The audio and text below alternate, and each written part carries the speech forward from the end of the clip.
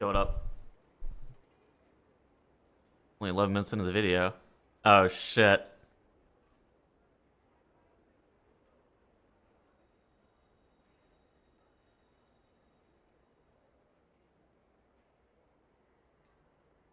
Thank you. Look. I need it. Dude, that video is 2.5 hours long.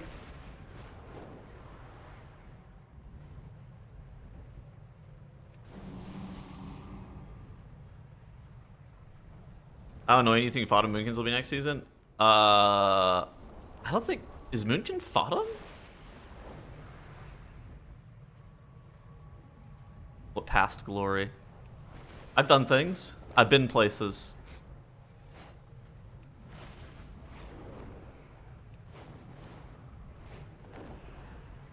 Working on a Wednesday. I can't. Yeah, I can't.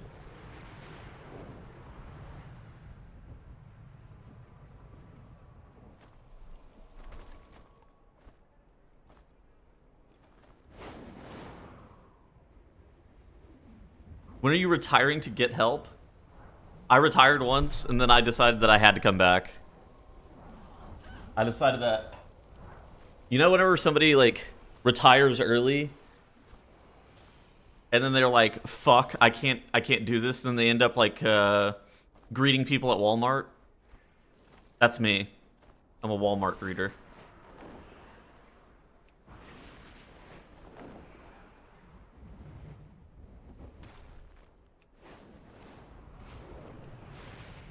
But it depends on, like... Yeah, I can't imagine, like, doing... Whenever people think about retiring, they think of, like, you know, sitting on the couch all day and watching TV and not going out and not doing stuff. I suspect my retirement will more be like an active retirement, where I retire and then I go do fun shit. I just have freedom of time, we'll say, as opposed to being constrained. Michael Jordan when he went to baseball. Yes, exactly like that. Like Michael Jordan when he went to baseball. That's how I feel too.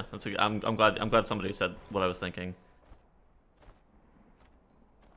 Dude, that's right. Yeah, honestly. Mom asked me what would I do. My mom asked me like random questions sometimes. She goes, "What would you do if you won the lottery and had $5 million?" I go, "Probably about the same thing that I'm doing right now." And she goes, and then like I think it was like 6 months ago. It was like out of the blue. She goes, "If I give you $500,000 for a startup company, what would you do?" And I go, "Probably put that shit in the bank and collect interest on it and do the exact same job I'm currently doing." Like what? Collect interest on that shit and not start anything else. I've already started the job that I want. Not insanely high upside or anything. Yeah, collect interest on that shit. I collect interest on that shit and pretend that I didn't get it.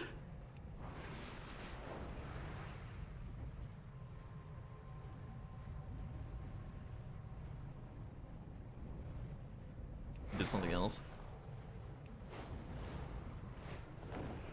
Not like, I don't know if it's like that, but it's more just like... I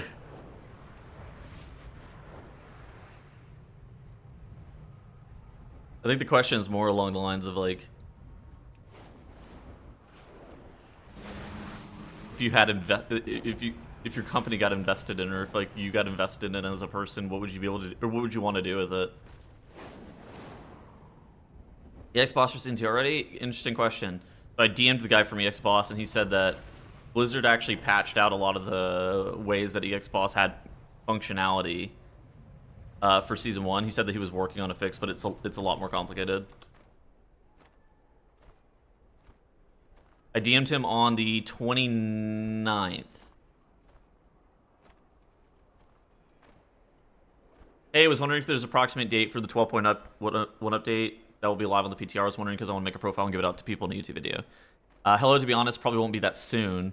Blizzard specifically was targeting restricting what we can do. At the moment, we can restore the functionality to roughly what it was last season, but it will require a significantly larger amount of work and time.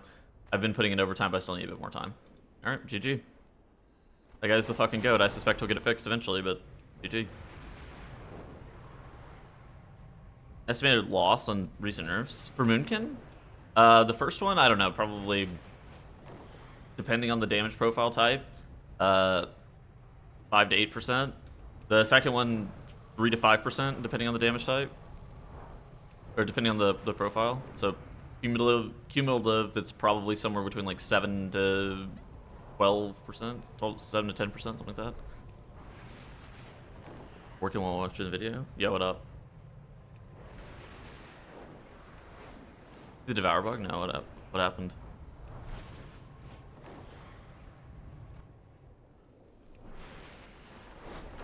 Also, by the way, in that 0 to hero, the fucking caster section. Oh my god. There's not a whole song. Yeah, bad news. There's no anime intro in this video. We didn't get an anime intro. Although that was funny fucking shit for the Brewmaster video. I remember watching that for the first time. I was like, what the fuck is this?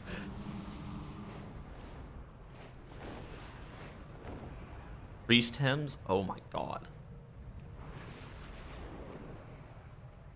I needed to hire a choir to sing about the priest. I didn't even consider this.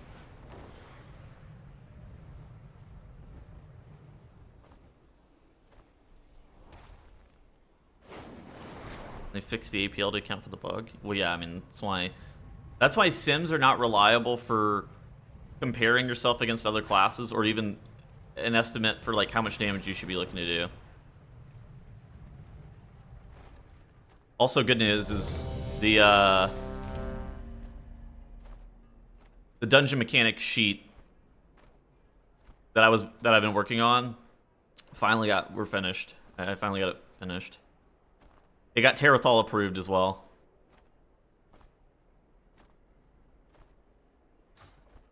You know when class tuning's coming? Is there more class tuning? I don't know if there is more class tuning. Terrathal at the cat? Yes. How could you tell?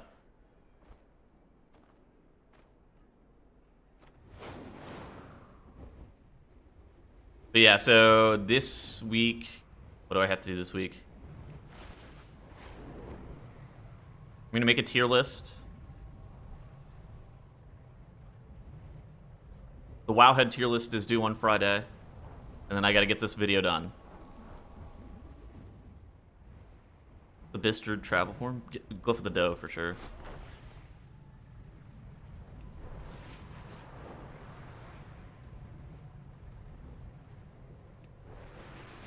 Sims are playing worse than the player? I mean, dude, yeah. So, looking at Sims for like, oh yeah, this is how much damage I should be doing on single target is literally just like fake. I feel like that what your account is with the Devour one is very common for lots of classes. Some classes are really well maintained. You know, I think Mage and Shadow Priest historically have been some of the most well maintained modules. I know that Moonkin for a very long time was maintained by a guy named Gender. I'm here for a dinner now, Larak.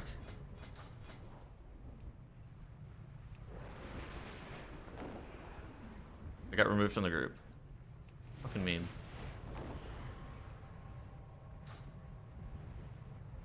I think I need, today I want to do a Voidscar Arena. It's the only, like, that's the dungeon that I have by far the least experience in. Not that it's, I actually think that dungeon is really quite easy.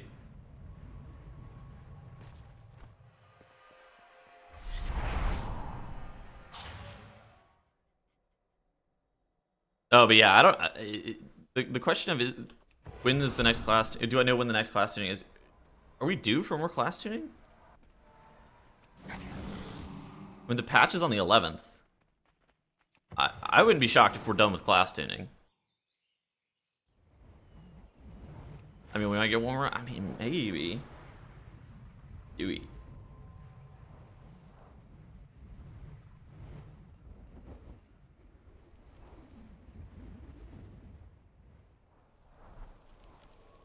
Yeah, like I wouldn't be shocked if it's if it waits until after the race, or they re-nerf Holy Paladin by another 5. If they nerf Holy Paladin by 5%, it would be reasonable. Just reverting what they got last week. Holy Priest will get one more pointless buff. Yeah, I'm not sure they know how good or bad Holy Priest is. I'm not sure I know how good or bad Holy Priest is. Anybody seen that spec? Shit's I think a myth.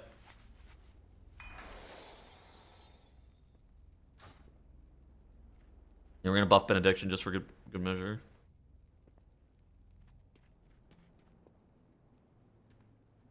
Since there's no heroic week, will tuning be all over the place until the race is over? I mean, I feel like 5, 4, 3. I'm about to put my foot in my mouth, but 1. I don't think tuning is like that bad right now. Now the problem is like 5, there's really polarizing 4, damage profiles in the raid, and so I'm hesitant to say I don't think tuning is actually that bad right now. But tuning was much worse on Midnight expansion launch, like much worse. And they had a heroic week. I think it's more just like, instead of it being all over the place, my thoughts are like, the baseline of which they're starting at is much better than Midnight expansion launch. So I don't know if tuning is going to be all over the place.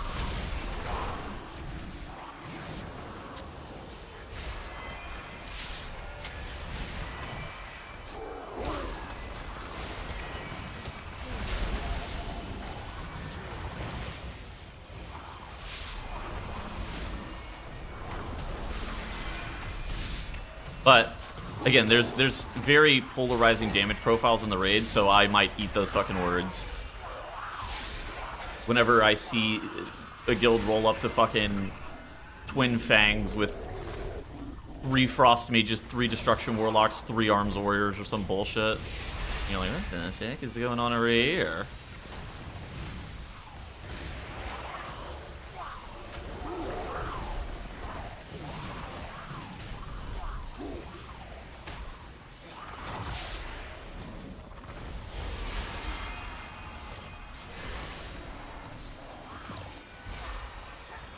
You can't drop a 2.5 hour long video and then go live 20 minutes later. I can't watch both. Yeah, what's up, Twix?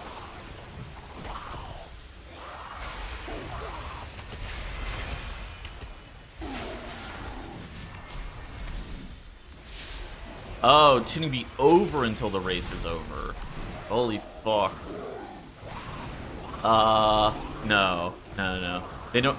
On non-heroic week raid tiers, they do tuning the first week. Still. They just fucking send that shit. Fuck the race to world first. They just send that shit on site. They go, oh fuck, this shit's overperforming. Nerf. This shit's overperforming. Affliction Warlock. With old tier. After a rework.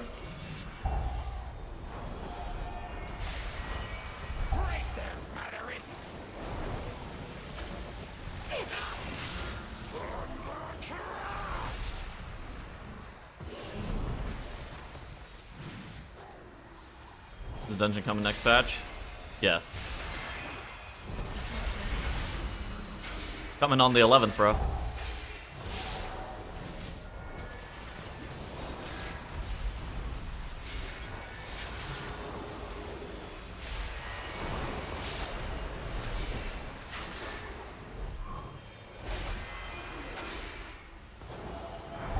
Unholy DK was a roller coaster this season?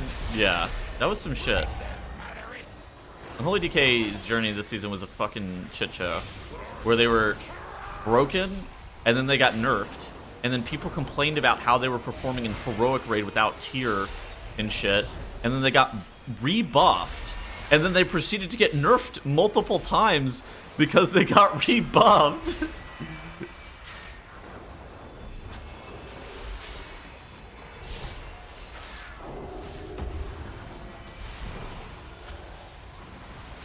Straight back into heroic form so that recent. Yeah, so we have weekly lockout M0s next week.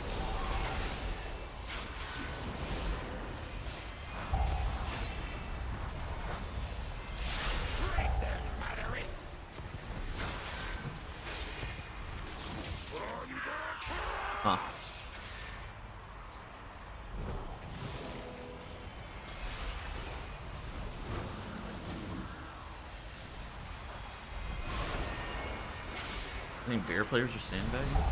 I think players have a hard time sandbagging.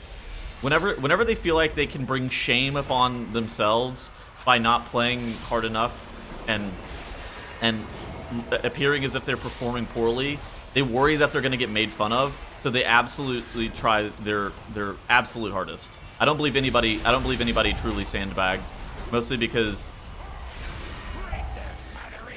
the concept of sandbagging would bring shame upon your family.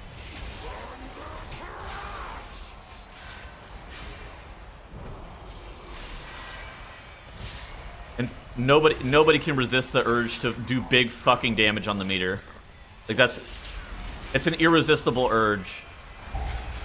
It's like putting drugs in front of an addict. Putting a damage meter that needs to be topped in front of a World of Warcraft player.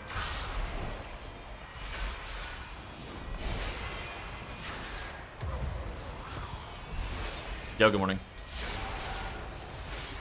With the last boss? Yeah, I mean, that was the dumbest bug of all time.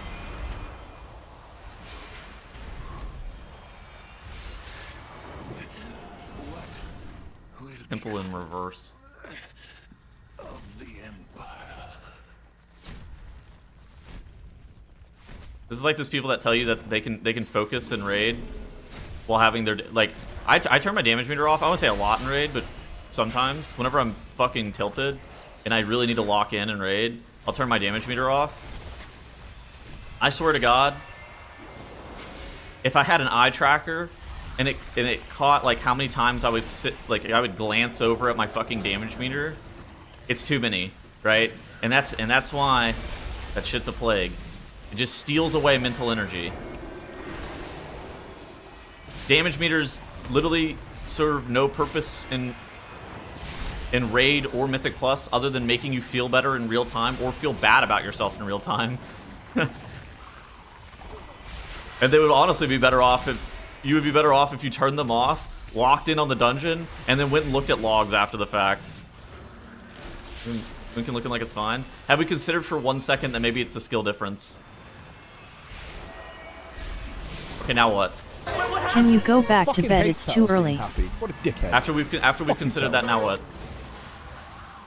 Yo, what's up, Big Trout? Thank you for the resub. If I check every 30 seconds or something, I see if I'm doing better or worse on that section of the fight during the poll. For what reason, though? Just to stroke your own ego or to raise your anxiety a little bit? There's no fucking reason. There's no need to check shit. Fucking lock in, man. Don't miss any casts over looking at your goddamn damage meter. But the big number, yeah, I mean, that's the real reason, right? The number go brr.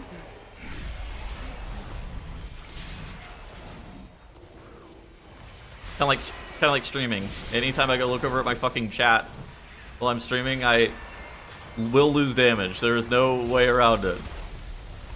I tie my self-worth to that number. Don't take it away from me. Look, I'm trying to help you not tie your self-worth to the number by offering up an alternative position, which is you don't have to have a damage meter turned on. You can look at logs after the fact. So then you can focus on locking in for 30 consecutive minutes, increasing your odds of timing the dungeon. But I guess some people would actually rather be high on the damage meter and be perceived as doing lots of damage as opposed to actually timing a dungeon, which is valid as fuck.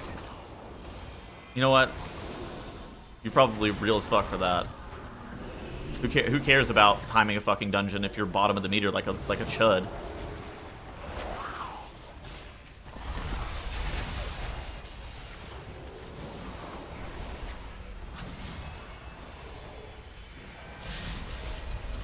Crowd told me IO is more important than overall. Yeah, that didn't account for inflation.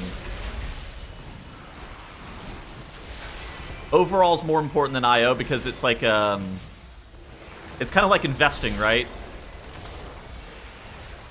It's not about the results right then, but it's about investing for the future. And by doing big overall, how you're investing in your future is other people will notice that you have a really, really, really big damage meter. And so then they'll invite you back. And so you're collecting on that interest, right? It's future IO that can be gained by doing big damage. So if you're forward thinking, if you're future minded, you should always do the most damage. Always pad. Yeah, I don't know. Did somebody kill this fucking Sand Rider? Big damage numbers are actually worse, they hurt. No, babe, your damage is fine. It's the big ones that hurt.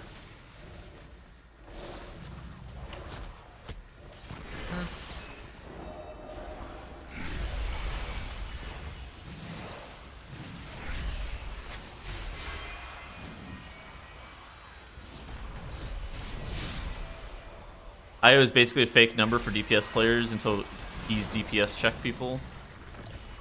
Look, IO's fun. Watching yourself progress is fun. God forbid we have a sense of progression in a fucking MMORPG. I will deplete every key as long as I'm on top of the meters.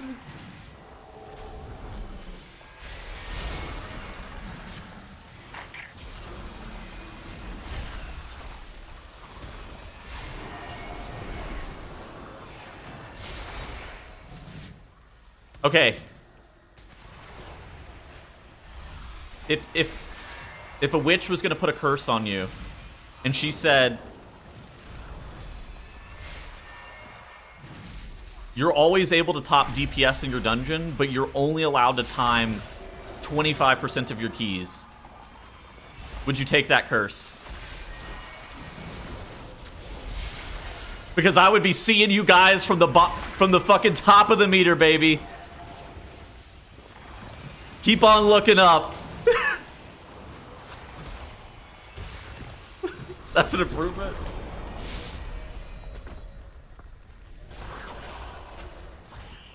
Alright, what about you timed half as many dungeons as you normally would?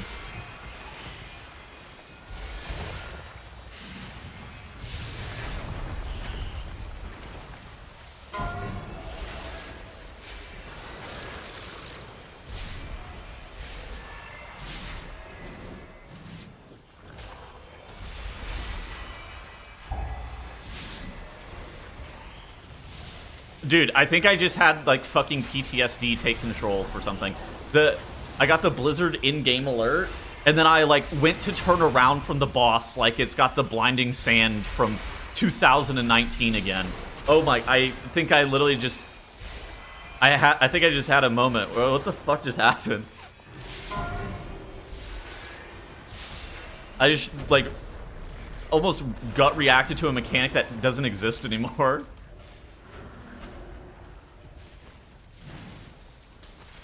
Boomy or Ellie this season? Boomy. So that way you're more incentivized to come watch my content again and give me a Twitch Prime.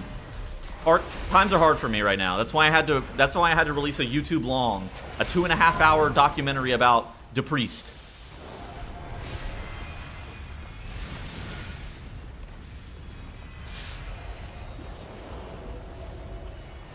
I mean, 25% of my keys would be an improvement. Yeah, you guys fucking pug too much if you're not timing like.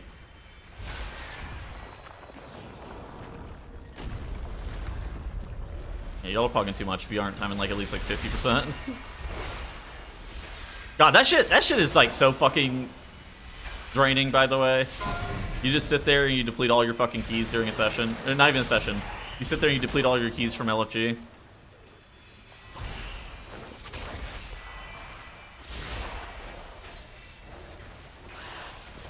At least with like a push sesh, even though you might like time a key, deplete a key, time a key, deplete a key, there's still victories.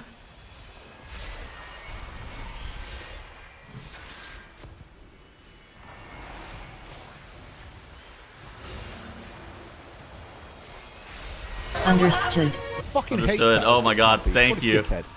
Fucking Tails. Thank you for the resub.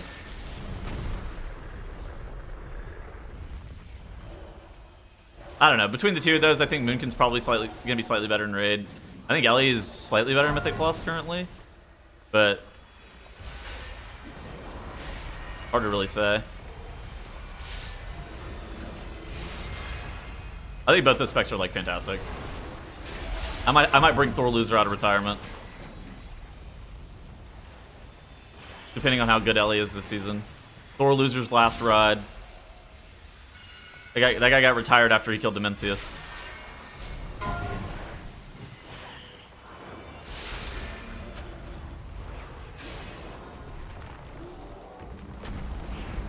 want to go back to Skyreach again. On fucking god. Actually, I don't even think that dungeon is that bad. I think that dungeon is like fine.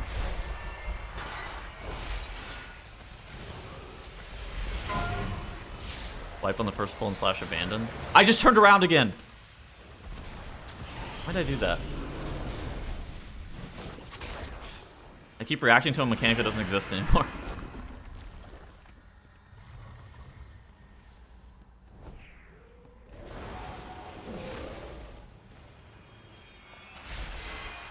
Want to look at Skyreach again? Look, that dungeon ended up being less bad than I thought it was going to be. I thought by design that dungeon was like one of the worst dungeons. That dungeon would literally be fucking terrible. And that dungeon was way less bad than I thought it was going to be. It's the new dungeon? No, this is from BFA.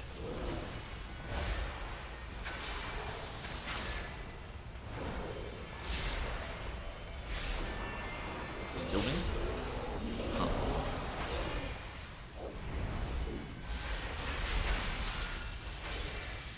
I hate the wind part so much. The wind part's like fine. It's more like it's really low mob density.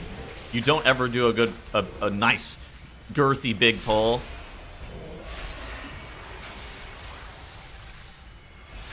To me, I thrive off of massive trash pulls. It's my favorite part of any dungeon is like, can I get a really fucking big pad pull? 20 plus mobs preferred. That's just my favorite. Like even Toldagor, while that dungeon is some ass, that dungeon, the first pull was a really fun pull. Like I love the first pull of Algathar Academy up until the point where my tank dies to something fucking stupid. But during those 20 seconds of which we're fighting that trash pack, I'm having so much fun.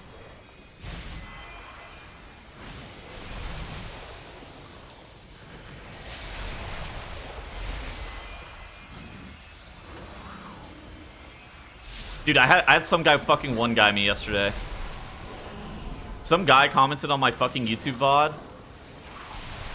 And it was like at the top of my YouTube studio, so I saw it. He goes, "You are really dog shit. Can you press your bark skin sometimes? I mean, like, ever." That guy rage baited the fuck out of me. I literally had to click on the fucking VOD, and I scrubbed through like an hour of footage to make sure I was pressing my bark skin, because that guy one-guyed the fuck out of me. And if you're watching the stream today, I just want to tell you that you are a fucking idiot. You are an idiot, and I do use my bark skin. Apparently your monitor is off. No further questions. That guy triggered the fuck out of me. Why did some guy make me insecure?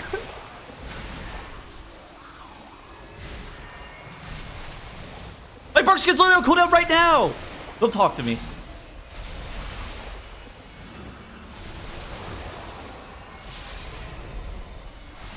No, I use Ellesmere UI for nameplates. Dude, I was like, damn, I know I was like fucking yapping yesterday, but was I really not pressing my bark skin? And then I like clicked through the fucking VOD. I literally scrolled through like an hour of the VOD. And then I'm like, no, I'm pressing my bark skin. Like, I don't understand what this guy was even watching.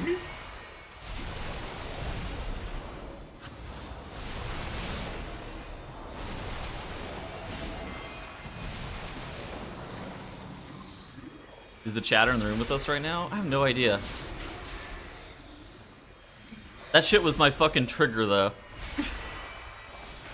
That guy, like, randomly made me insecure for no fucking reason. Known IO grifter. God, that guy pissed me off, too. That guy was also just... Yeah, whatever. This commenter go to a different school? No, I hid the comments on the fucking... I was going to respond to that guy, and then I just hid his comments for all of eternity on my YouTube channel. So I'll never see them again. Because I was like, I cannot be handling this shit. The whine about defensives?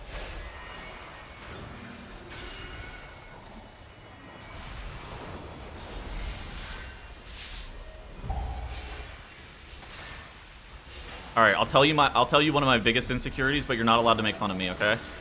High key, one of my biggest insecurities is sometimes I'll read random fucking comments that, for no reason, they shit on my casting. I don't really know why.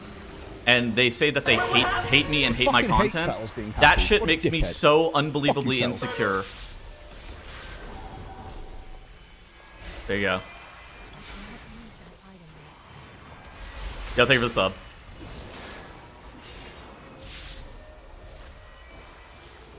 I like your casting. Thank you. Nice, so it's working. Look, the problem is I have weak skin, and so if there is 100 nice comments, they're wiped out by one guy being a douchebag.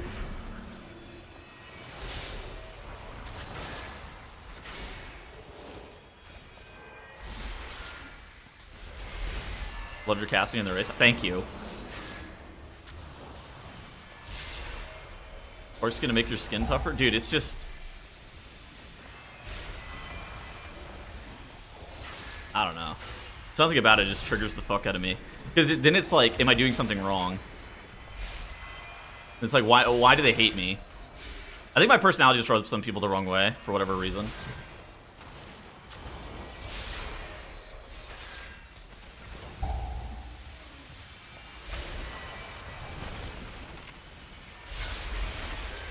You care too much? Oh, I definitely do care too much. I care too much about what people on X, the Everything app, will randomly say.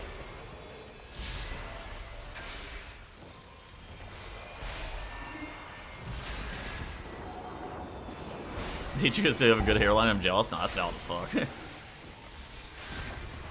I think you're cool. I don't know. Thank you. People at X aren't real people. Dude, I just... It's crazy because I'm not even seeking validation from these people. The part whenever it triggers the fuck out of me is like whenever I'll just be like looking, like I'll be like scrolling Twitter or something and I'll see something, or like there will be a caster announcement for the fucking race, and then there will be like, for some reason people just go ahead and use that as a time to air out their dislike for other casters, and that shit's 4x effective psychic damage versus me. Like, why do they invite Tettles back? That guy sucks. I hate him. I'm like, I want you to know, bro, that you have just made my day worse. you have just made my day worse. Like, oh my god, why is he being mean to me? Do libraries still exist? Yes. Infrequently, but yes. What's up, Moonkin doing here? Yeah. Oh god. After 8 years? Oh, I mean. That's why it's an insecurity, right?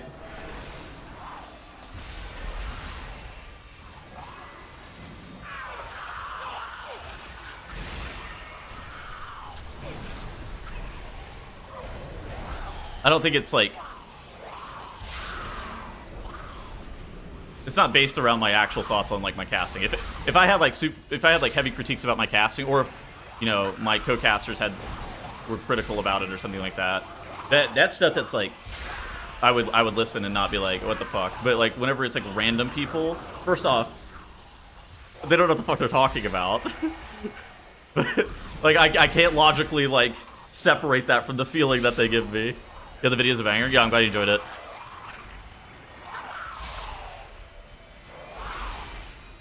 I did with that video.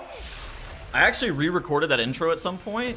I did not, and I didn't realize like what was being asked of me whenever I got asked to re-record the intro. They were just like, whenever I got asked to re-record the intro, the comments on it were like, your energy feels a little bit low. I want you to approach this with like 100% energy.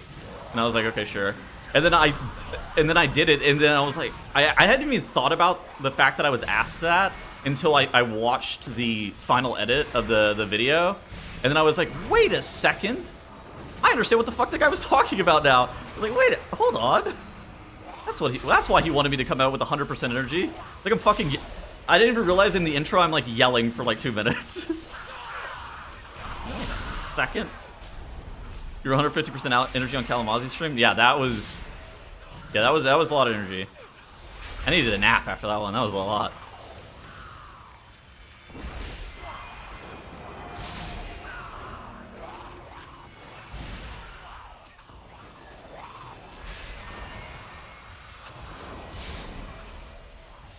Is also insecure about their performance? Like, yeah. Just my fucking trigger. Like, oh my god.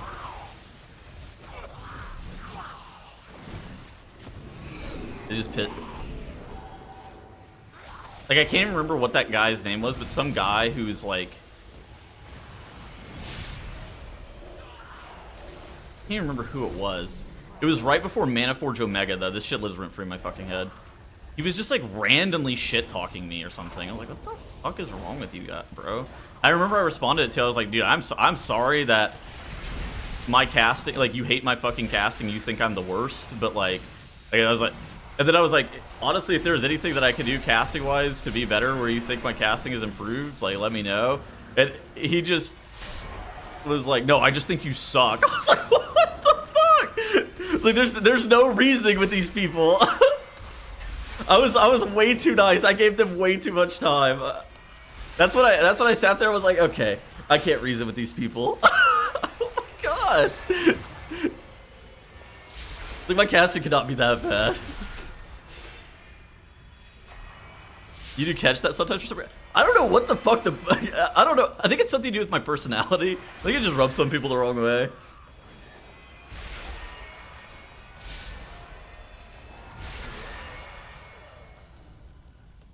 You're a great caster. Thank you. It's the red hair. No, it's not as fuck.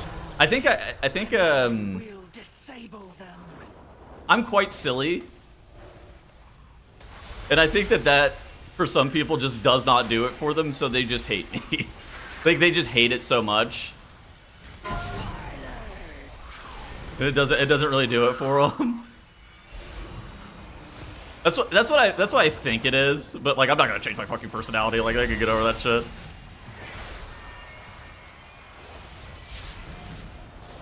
But yeah, that's my those are my intrusive thoughts. There you go. That guy one-guyed me about the fucking stupid ass defensive, and I get insecure about people saying mean things about my casting.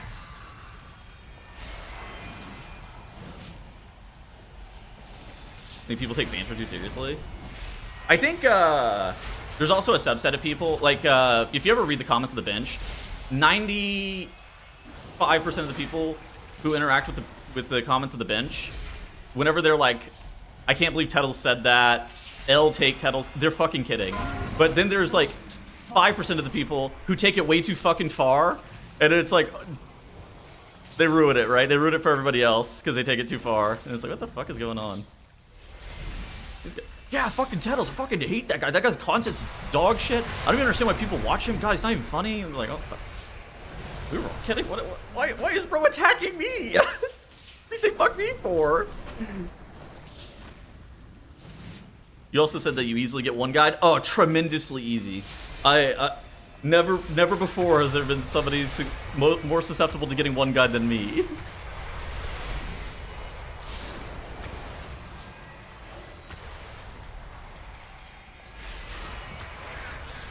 Say that about resilient keys? Oh, I'd say that shit again about resilient keys. Shameful. Look, it's shameful. The shameful Moonkin lifestyle.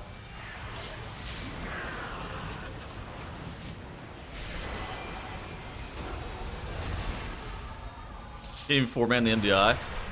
Look, it's not logical. I think that's why it's an insecurity, right?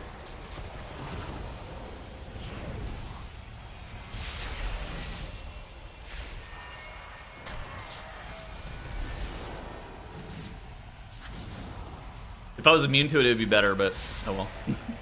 I'm not. Sometimes I just like, I'm like, I don't think it erodes away at my self-image. It just pisses me off for like a brief moment in time, and then I forget about it.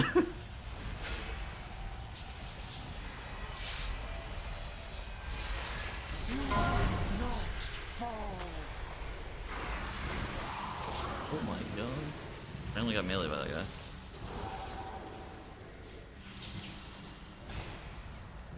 Crap.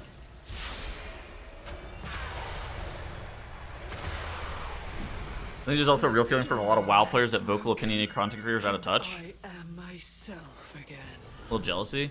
I think there is a subset of players that believe that content creators are like politicians, where they're supposed to advocate for the game's best interests all the time. But like, I don't know. I don't advocate for the game's best interests. I advocate for my own best interests. Like, you should advocate for your own best interests. I say what I think about the game. You don't. Most people don't/won't agree with all of my takes because they shouldn't, right? Everybody should have their own opinions on things. But like, I don't know. I'm not there to champion other people's cause. I'm there to champion my own.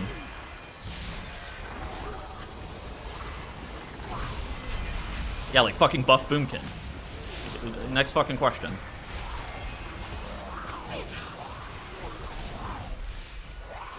Yeah, if you think the bench is 3 guys lobbying for change for the game as opposed to just yapping about WoW, then it's like a different, like a different perspective, right?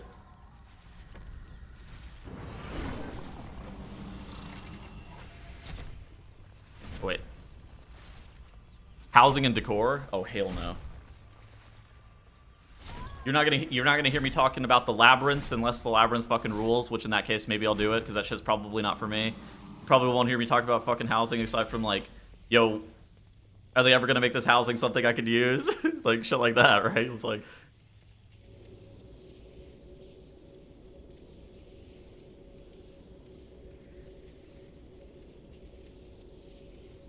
you have to confess it, saying that you're really here to champion your own interests. I made a YouTube video that was titled like "My Thoughts on Gearing in Midnight." Right? It wasn't even like, it was like 0% clickbait.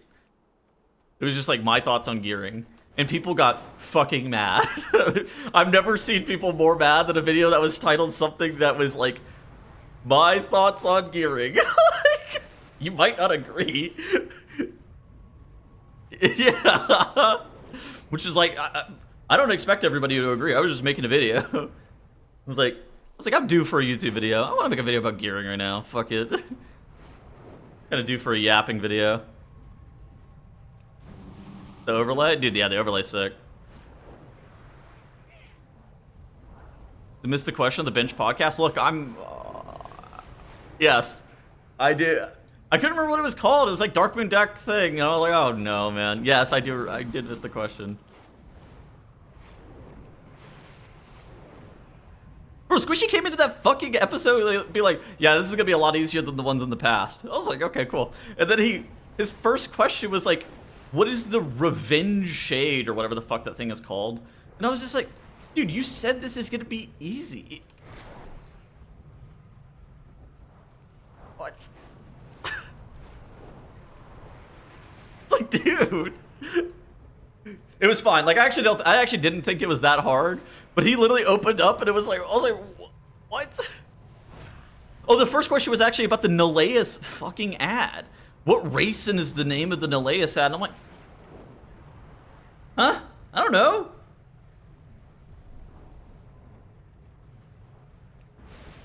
What's the hexadecimal code?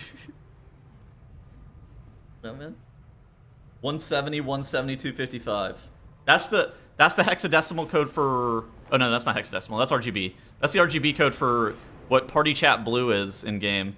I was looking at this yesterday.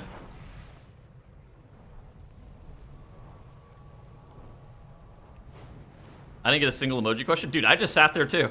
I'm pretty sure Dranos answered all the emoji questions by himself. I literally just sat there.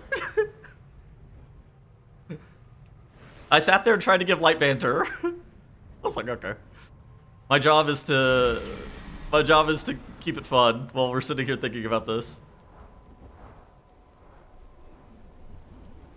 Do you know that by heart? I have no idea.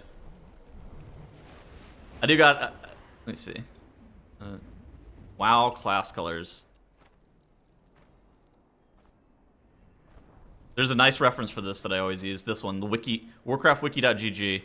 This one is used frequently. WoW party chat color. There was like a Blizzard forum post about like Warcraft chat colors. Yeah, this one. Oh my god, it's not a WoW forum. It's on the fucking Star Wars: The Old Republic forum. This is the one where I got the party chat color. 171, 72, 55. What the fuck? It was like random. I was like, what the? 2012. This guy came in clutch. I was using this last night.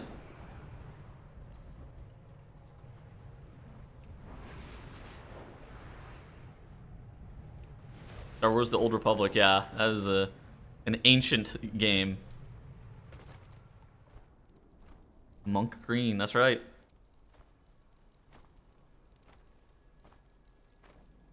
Star Wars: Old Republic.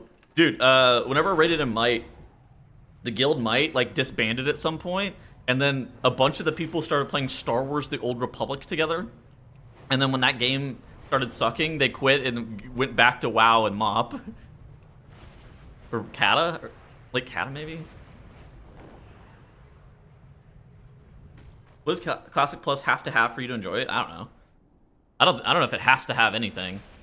Like, I don't think I'm sitting here like, oh yes, it must have this, otherwise I'm not gonna have fun. I think enjoyment is probably very subjective, and I hope I'm painfully addicted and want to log in and play it for 12 hours a day.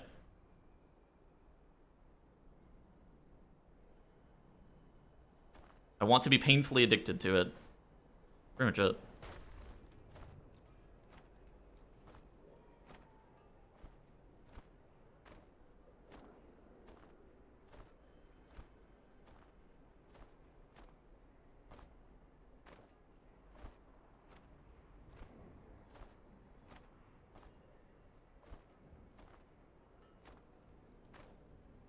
Resilient delves. Yeah, that's what the labyrinth is a resilient delve. I fucking hate Tattles. Yo, Slash, thank you for the sub. Oh, I need to do... Fuck you, Tattles. I need to do... I want to call it Nexus Point Zenith, but it's not that one. It is the Voidscar Arena. I need to do Voidscar Arena. Yo, Slash, thank you for the sub. I never played Star Wars: The Old Republic. My first MMO is WoW. I heard a bunch of good things about that game. Like, I feel like that was there's very few people that I actually like who played that game who actually had bad stuff to say about it. Star Wars: The Old Republic? No.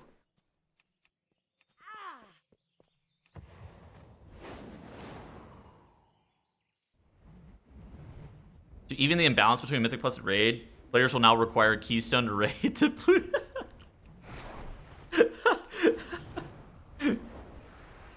Look, we're bringing back limited attempts. It worked so well on the Lich King. There's gonna be a font at the beginning of the boss, and some player has to put their keystone inside the font. If you wipe to the boss, then your keystone is destroyed for that week. Kill the boss and you keep your keystone. Raid wide, you only have 20 attempts. Good luck.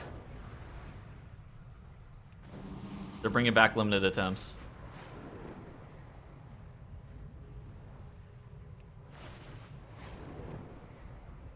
Come say I don't have a keystone. No. He's got his WoW audit sheet up. He knows that you're lying. What's up? Cycle alts. Oh my god, that would be fucking miserable. If they want to make raiding miserable, they could try that shit.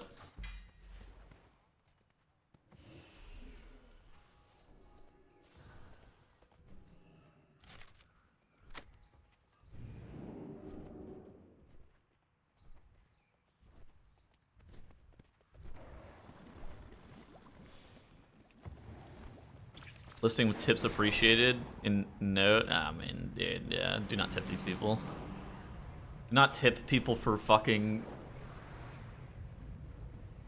giving you a resilient key. That's insane. It's kind of like the people that turn the fucking iPad around at a place that you're not supposed to be tipping them at, and they're like, "Please, sir, please hit no on this tip window," and it's like, dude, I'm not fucking tipping you. Bro, this isn't the tip industry. You just changed my fucking oil. Why is the... That's not a tipping industry. What the fuck? Like, what? We've gone too far. We've gone too far.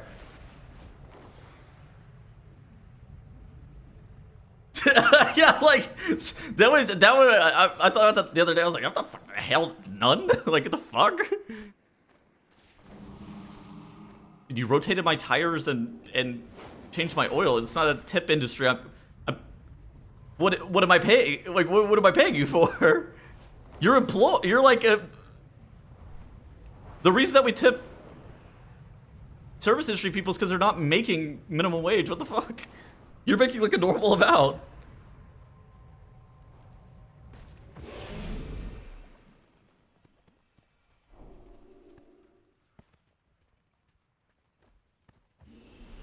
The nurses giving COVID vaccines to people before their flights home had a tip jar.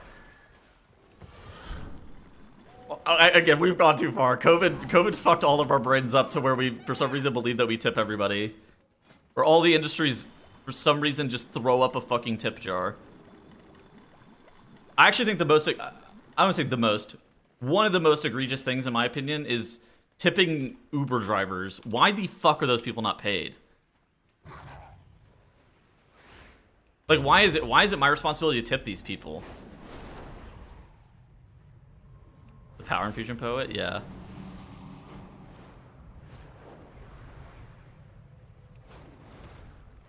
Oh, yeah, I mean, tip culture is stupid, and then it's gotten worse. It's, like, gotten, like, a lot worse. It's really dumb.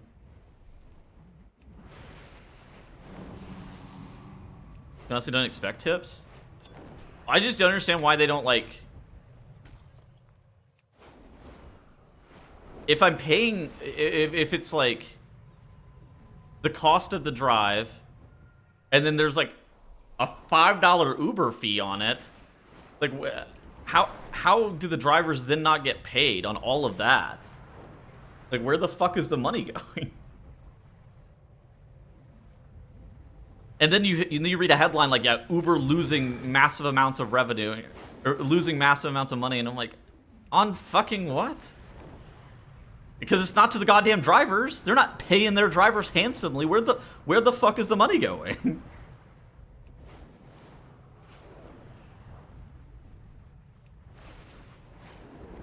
You get paid decently for the fare?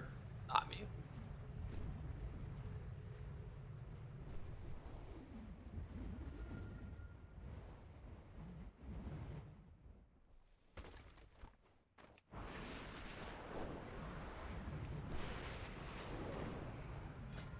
Gazer. Gosh, invite.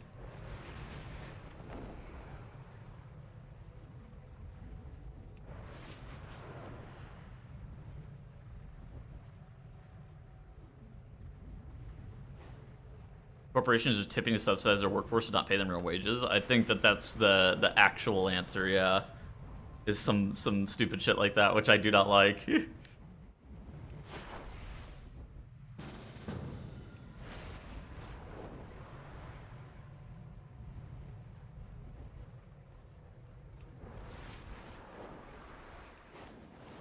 What are Uber's expenses? I mean, I think the expenses are the engineering team.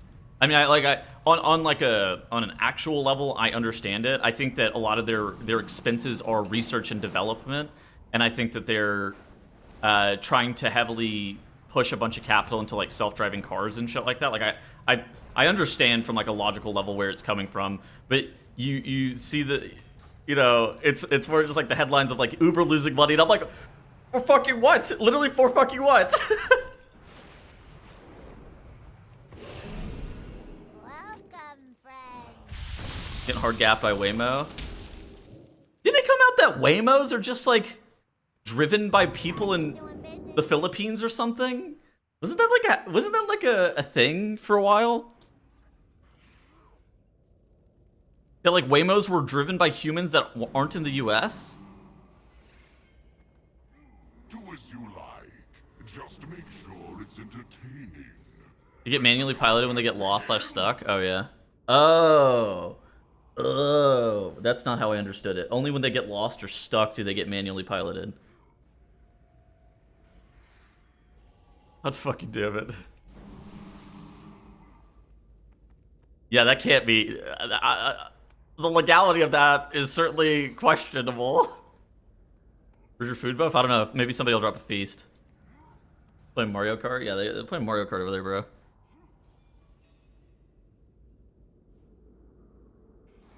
They're driving on ping. Oh my god. Bro, I'm not close enough to the server. Playing on ping is tough.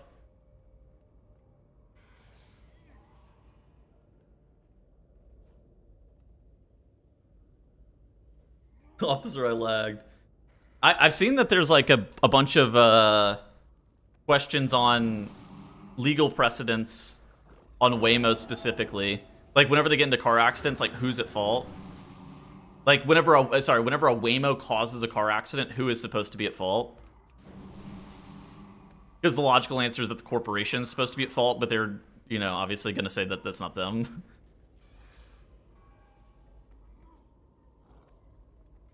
Also, a corporation being responsible for a car crash is like a weird... terrible. By local... I mean, there's no laws that like restrict them right now, which... Up, Doug. It's the same with Amazon Go stores with no cashiers, where the... Tracking what you walked out with? Wait, what? They didn't auto-tag that shit? They just hired some cheap labor and were like, yeah, just fucking watch these cameras and track what these people are walking out with. Hired AI.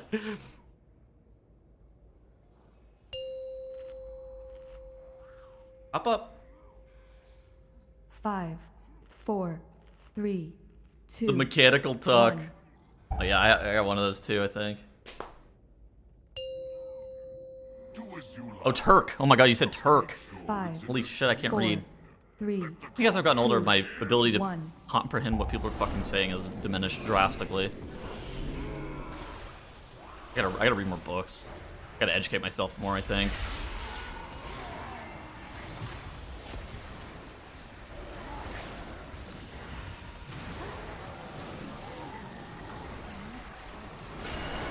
I simply Oh my wish you had God. lasted a little longer. He left the instance.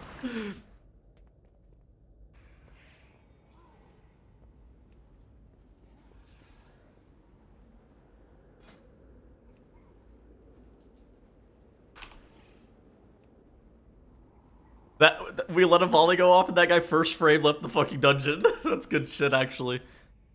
He's like, I've had a fucking enough. Oh, that's good. Good fucking shit, actually. Never change. I wonder if that guy had leave party macroed or something. That guy literally left like first frame that the fucking volley went off.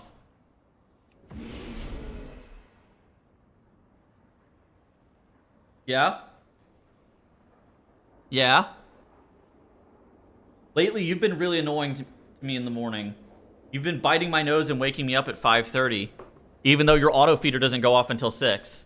I don't know why we've gotten into this habit of biting my nose and waking me up at 5:30, but this is a habit that we must break. I'm not a fan. I'm not a fan of you biting my nose and waking me up.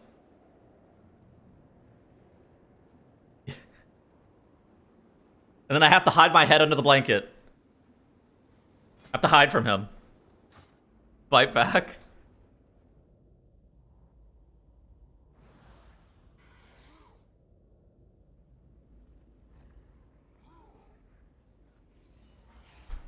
Anywhere. Established dominance, dude. Yeah, he. The biting my nose shit. The biting my nose shit is not happy. I'm not happy about it. It fucking hurts.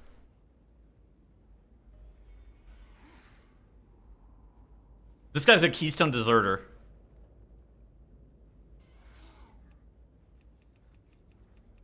Do I care?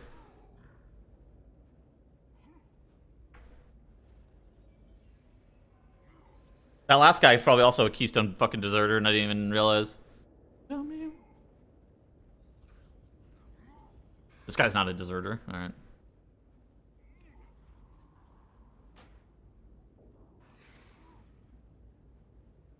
Auto feeder to sunrise instead of time. No, I think he's just he's very food motivated. The most food motivated cat I've ever had. And I think he's always just in intense need of he's intensely hungry all the time. Or he believes he's starving to death or something, which is not true.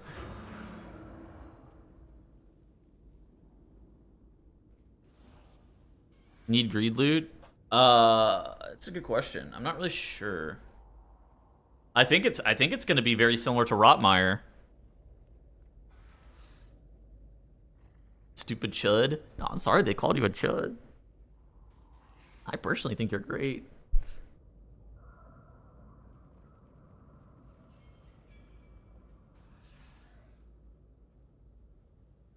You're a good boy.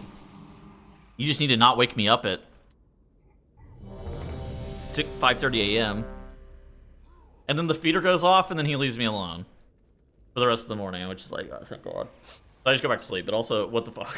I do not like being disturbed while I'm dead asleep.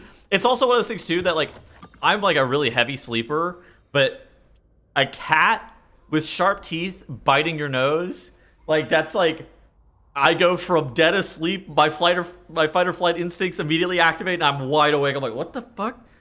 You bit me.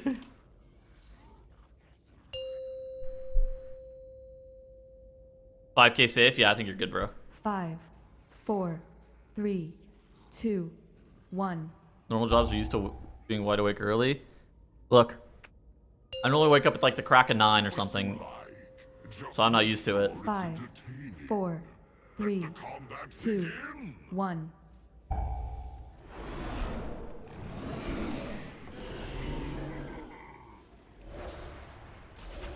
Brisky needed homie. I love cats. I don't know if I'd ever get more than 2, but I could definitely see myself with 2 cats. I love cats.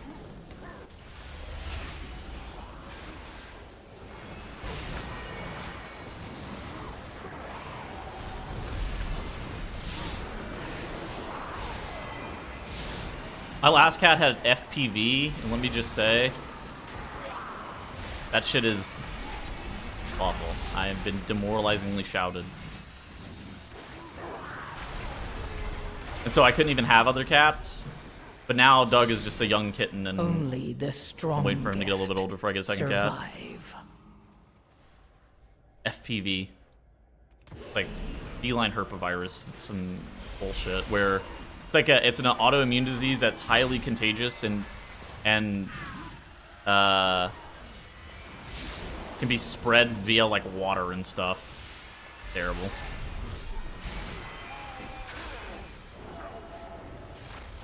I'm out on dogs. I'm out on dogs. Show me your talents. All right, quick. I'm gonna show you my talents. You better screenshot it as fast as possible, otherwise you're gonna miss it. All right, here are the talents. 2, 1. All right. Hope you didn't have your flash on your camera, because otherwise you might have missed it. You show talents again. All right, hold on. All right. Did you get that?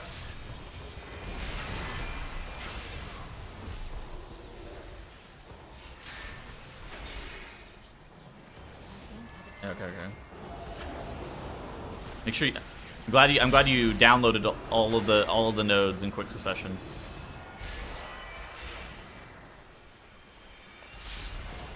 You just got a kitten. Do you usually spay them? I'm not in the business of breeding my fucking cat. I would. If you're not trying to breed your cat, yes, you absolutely should spay or neuter your cat. You absolutely... Dude, non-fixed cats... Look. You do not want that. You do not want that inside your house.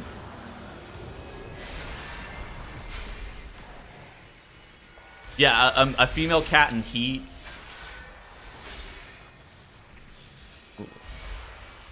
You got the spray as well from the male cats. It's just gross. You don't want that shit, I'm telling you.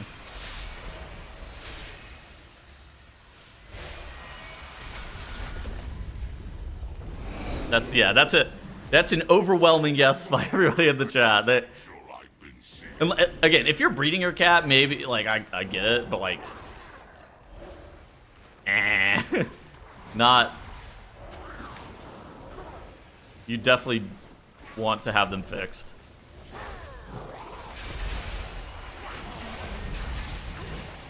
There's big money in cat breeding.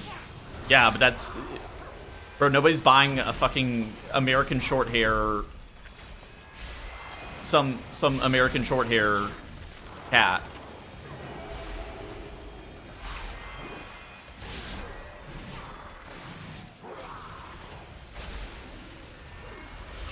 Oh, is that even a thing? A purebred American short hair?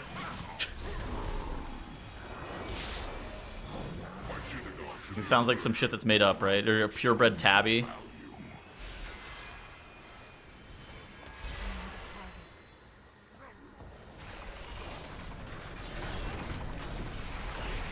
Put on some country music for the boys. Alright, sure, after the song.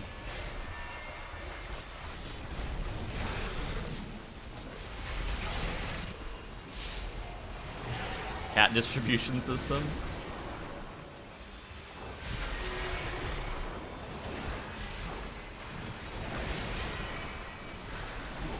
Ah, yes. The cat distribution system. My brother got a cat from that.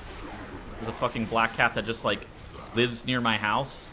And I think it's somebody's cat. I think it was somebody's cat. Now it's my brother's cat.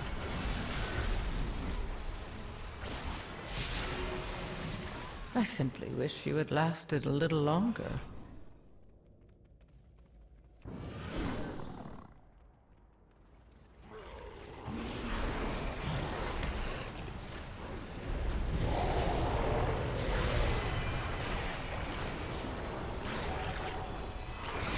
But I sued that.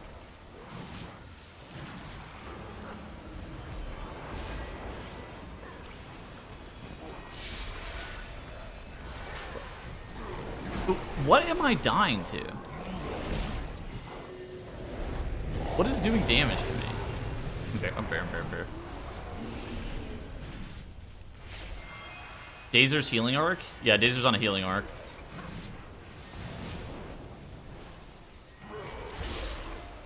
Okay, I mean, I know what that guy just bled me.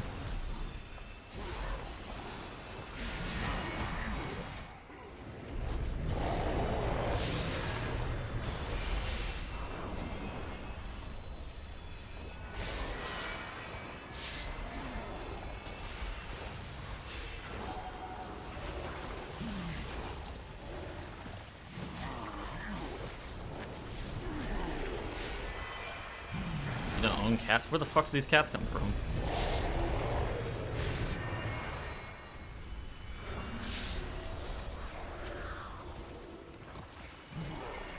Yeah, where are these cats coming from? Like, I don't just have cats spawn inside my house. Although the one that my brother got from the cat distribution system did begin to just, like, stand on my fucking front porch, and Doug and him would lock eyes for a while, look at one another longingly.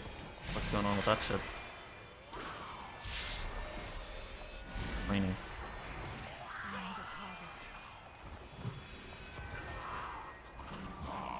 My newest toy, Tazra. This will be a fight to remember. You cannot let this defeat you.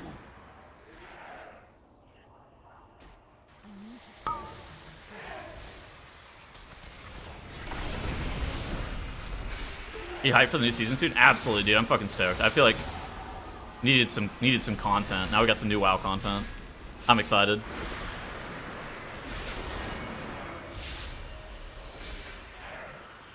Season 1's been going on too long, even though it hasn't really been that long. I'm always excited for a new patch. Got the new raid, got the new race, got the new Mythic Plus season that I may or may not play depending on how much I'm enjoying it and whether or not I have a group, but maybe I'll play.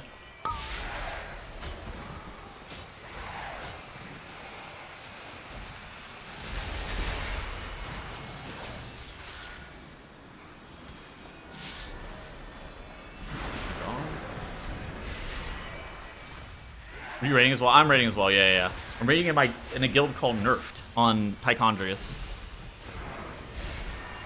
We got world 93rd, second last year, something like that. Oh my god, I got hit by a ball.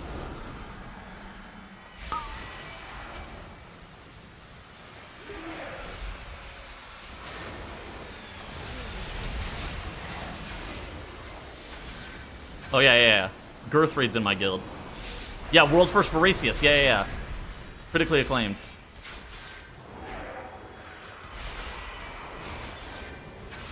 I think we also got world first Plexus Sentinel. Randomly. Kinda cool too. Phase Druid? No, that guy's gone. That guy's gone. We finally got rid of him.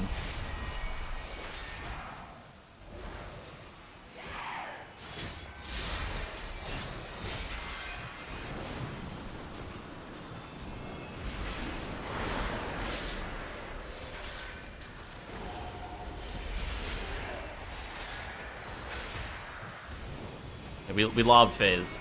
He was not doing it for us.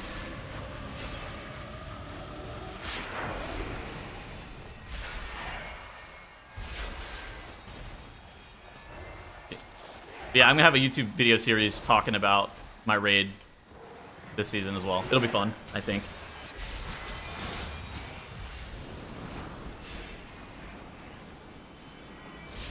Do people actually listen to this do-si-do music? Yeah, I mean, we were second for Plexus Sentinel. So you won. Come, busy yourself while I prepare Atroxus for your next This is my, fight. I think this is my favorite country song, and then I'm playing my second favorite country song, and then I don't really listen to much other country music.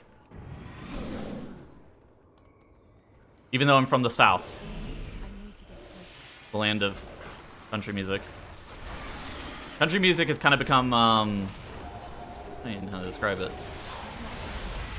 Made by people who don't relate to people who like country music. Because country music used to be about like the hardships of living in the country, right? Living in the South predominantly, but living in the country, and now it's, I don't know. Definitely different. K-pop? No, not really.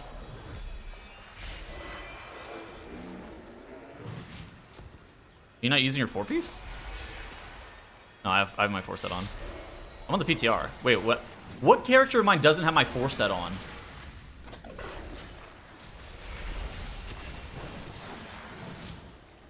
Does my Druid on live not have my 4 set on? Which my Druid?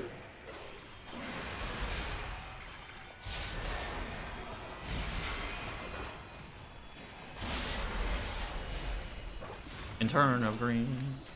Okay, thank you for the knowledge that I didn't have my 4 set on. That could have been really fucking awkward. Look, we haven't raided in like 2 months.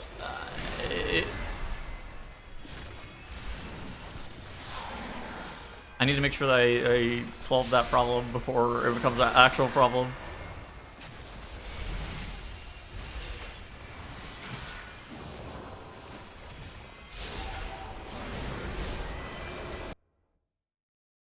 This is the best country song of all time by Tim McGraw.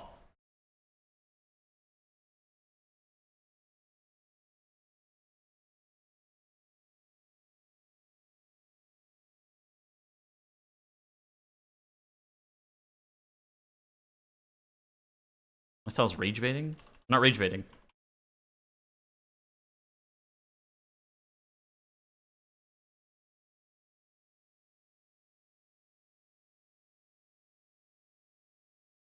You didn't catalyze your Sporefall helmet. Huh.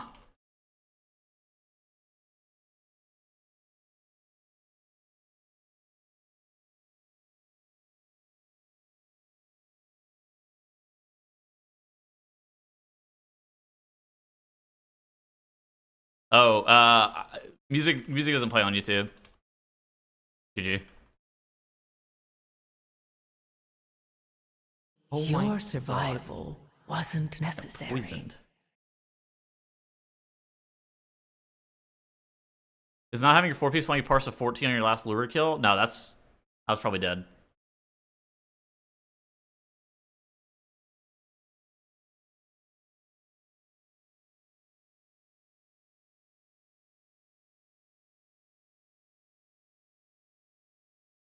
Yeah, YouTube.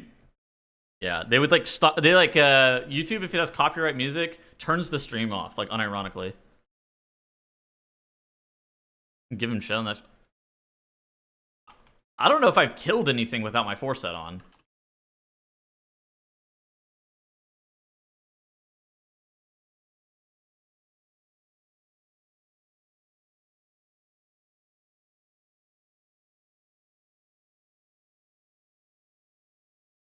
That lure kill, you did not have your 4-set on.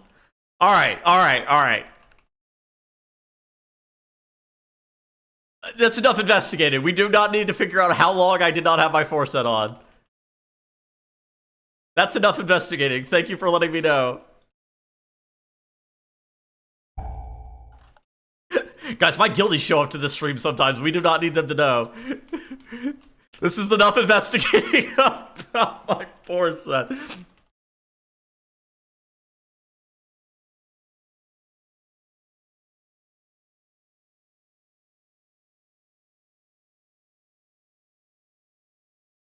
Just want to know why? I don't know. I probably took something out of the fucking vault and then forgot to catalyze it or something.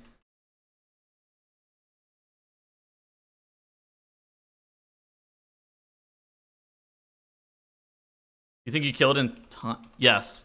I think you absolutely can kill Lure with 3 raid nights if you made it to phase 4.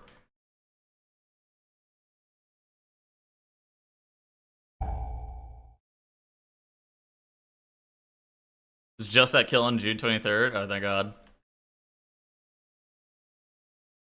Well, yeah, I haven't played since June 23rd. Did 4-piece on the 16th? Okay, cool. So the last farm week, I didn't have my tier set on, alright?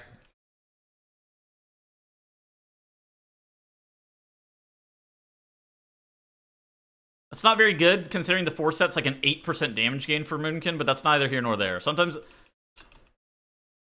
just be like that. Look, that fight just... Okay.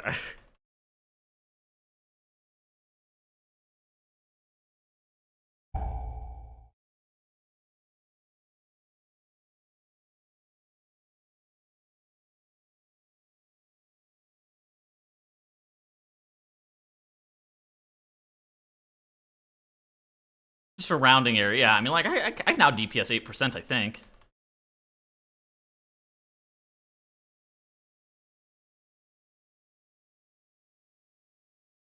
You did not die till P4 when you parsed a 14 on the 23rd? What? Okay, let's stop investigating. All right. I know.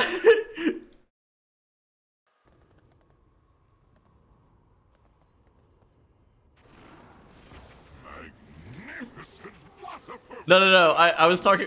I didn't wear my 4-set of my fucking live Moonkin during a kill 2 months ago or something. And I haven't had my tier set on that character in a hot minute, apparently. Yeah, looking for guild soon. What the fuck?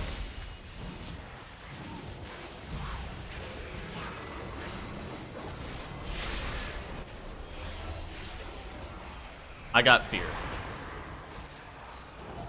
That guy's fear went off.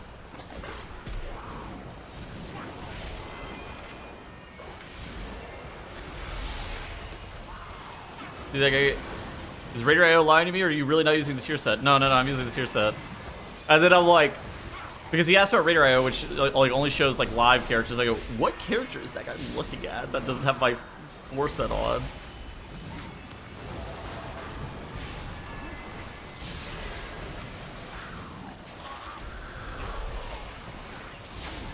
Surely I log in and I have my tier set on, right? Surely it was all just a joke.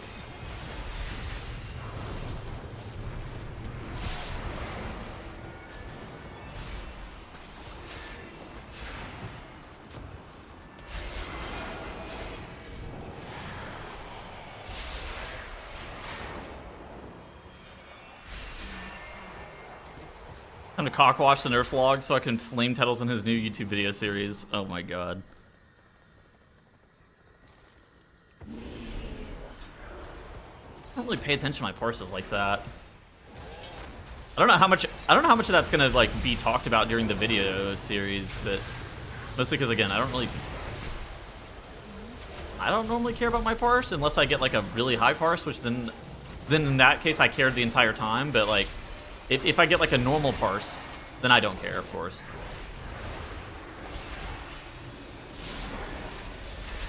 Ellie's mirror. Probably means he'll be nerfed to the ground. Ellesmere, I don't say Ellesmere. Holy fuck, I just said Ellesmere. Ellie is quite good in Mythic Plus, I think, currently, yeah. I don't know if it'll be nerfed to the ground. I don't know if it's like that OP. Close. Shouldn't you care when you get a bad parse? I don't get those.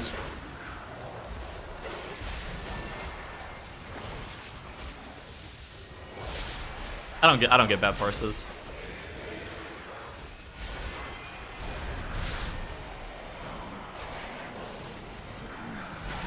A 30 percentile? How many times have I killed that boss? Once?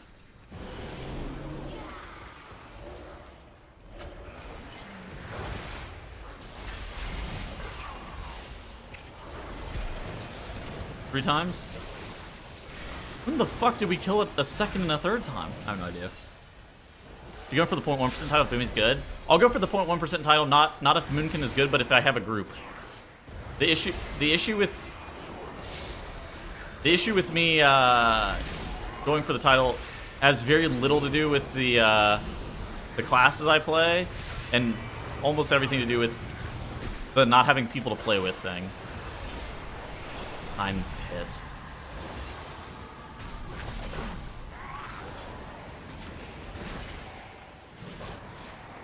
I simply wish you had lasted a little longer. For 1%, like 4K. You meta pushing group?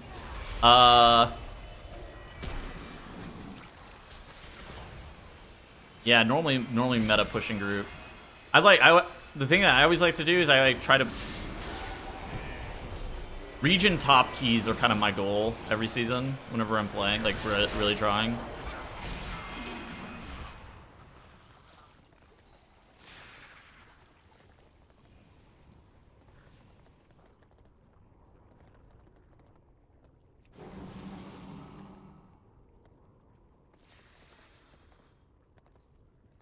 We need infinite count. Region top. Look. Why do I need to compare myself against the unemployed people of Europe?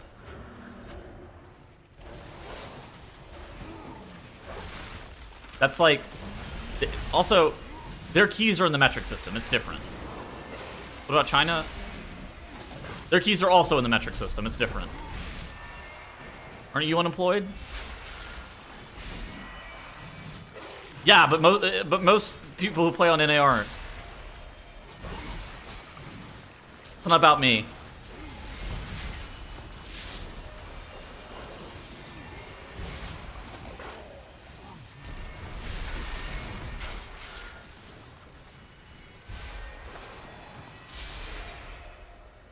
Streaming is a job? No, it's not.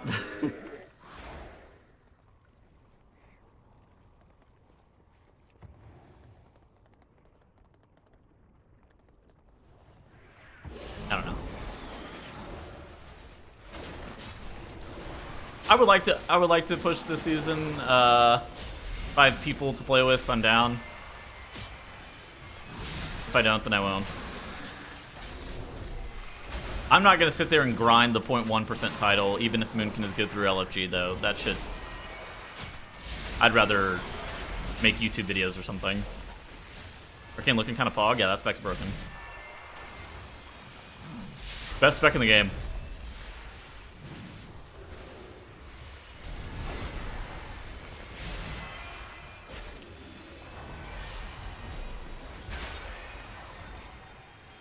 You're getting outworked by the tank?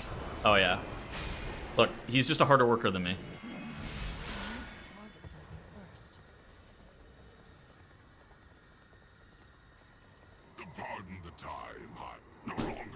keep you waiting. You have proven your worth.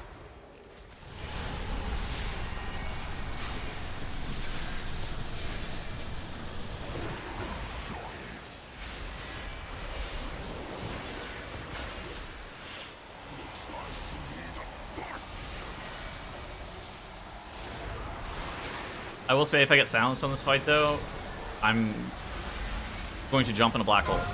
Take it just a little slow.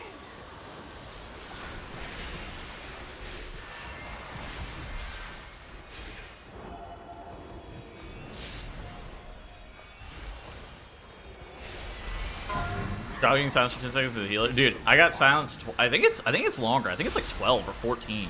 Like something ridiculous. I got silenced twice the other day. Oh my god, Twix. I got silenced twice the other day. And the first time I got silenced, I was mad. The second time I got silenced, I literally jumped into the fucking black hole again and just killed myself.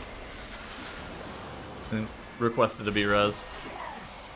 Grounding silence as a healer is crazy too, because as a healer, you don't even get the orb on you. So, like, what is he doing standing next to the fucking thing to the point where he can even get silenced?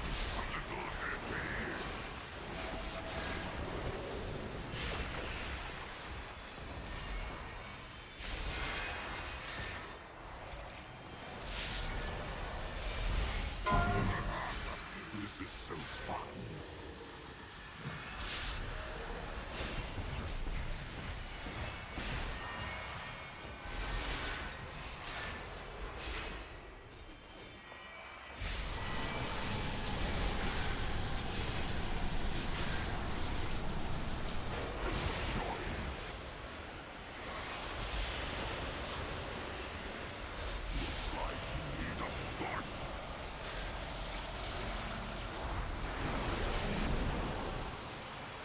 How do you let himself get silenced is a real question.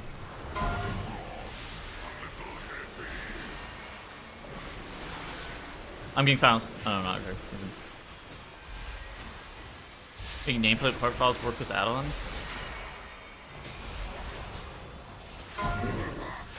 What add-on?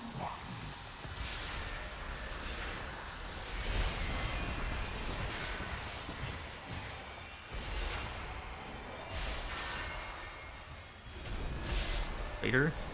I don't know if Plater's... Is there... I don't think there's a PTR branch for Plater yet.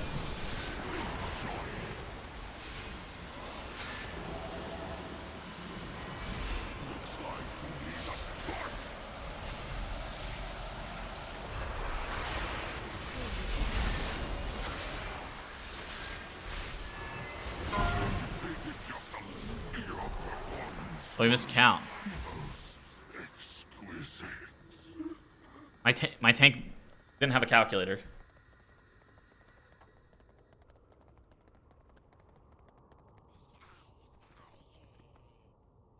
Your failure. Your survival wasn't necessary.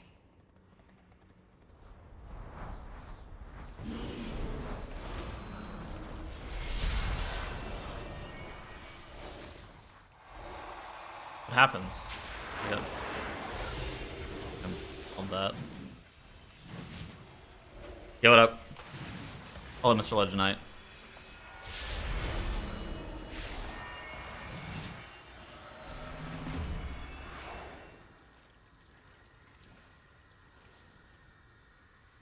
Forgot to ask for solid, good comms.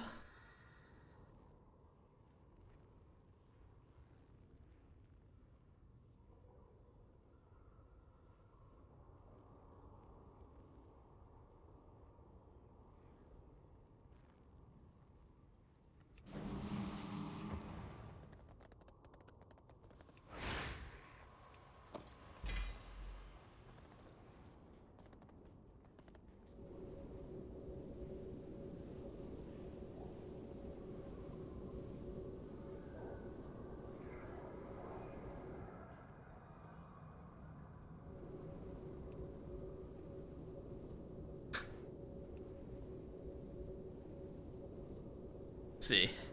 What's King Shin doing?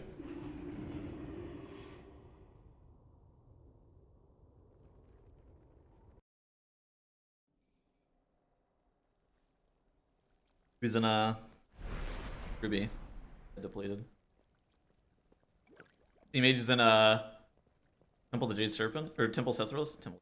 Oh no, he's watching Kira who's in the Temple of Seth. Okay.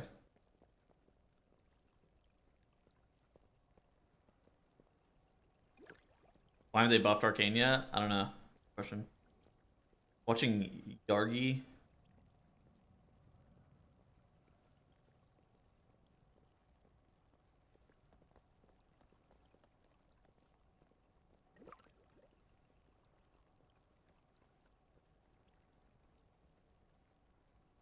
Wait, was he on PTR? Now on a Boomy? Yeah. A little bit surprised that now's on a Boomy too. Oh, this is Zeming's character. What the fuck? Panini? Why does Zeming have a character? Why did he name his Bloody Cake Panini?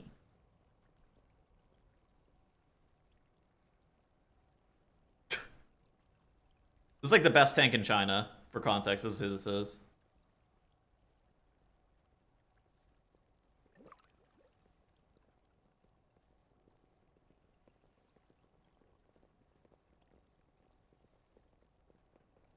Panini. It's just kind of a random fucking name. And then the Prez Evoker's named also Panini.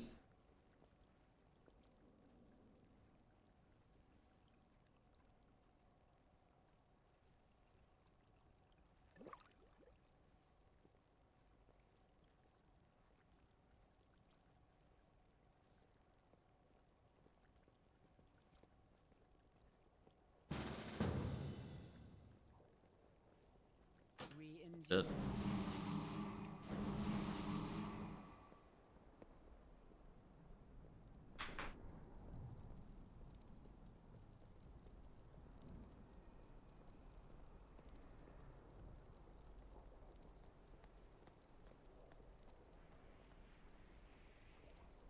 How much is King Shin doing?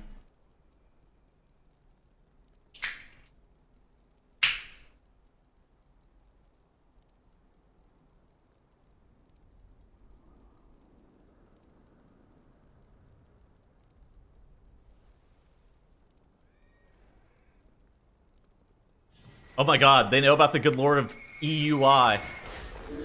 Elismir goes far and wide in terms of his sphere of influence. EUI. It goes all the way to the Chinese region.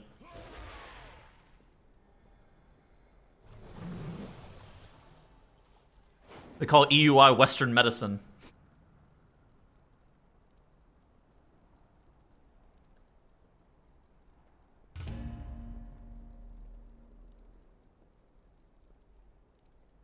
Dungeon we're doing?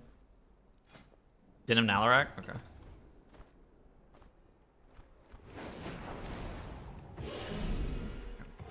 I do today. Dazer found a guild since he left Liquid? Yeah, Dazer's in Lucid now. Dazer took time off to soul search.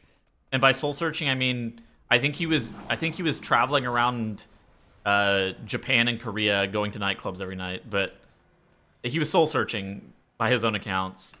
And then since then, he eventually came back to the States, and now he is raiding in Lucid.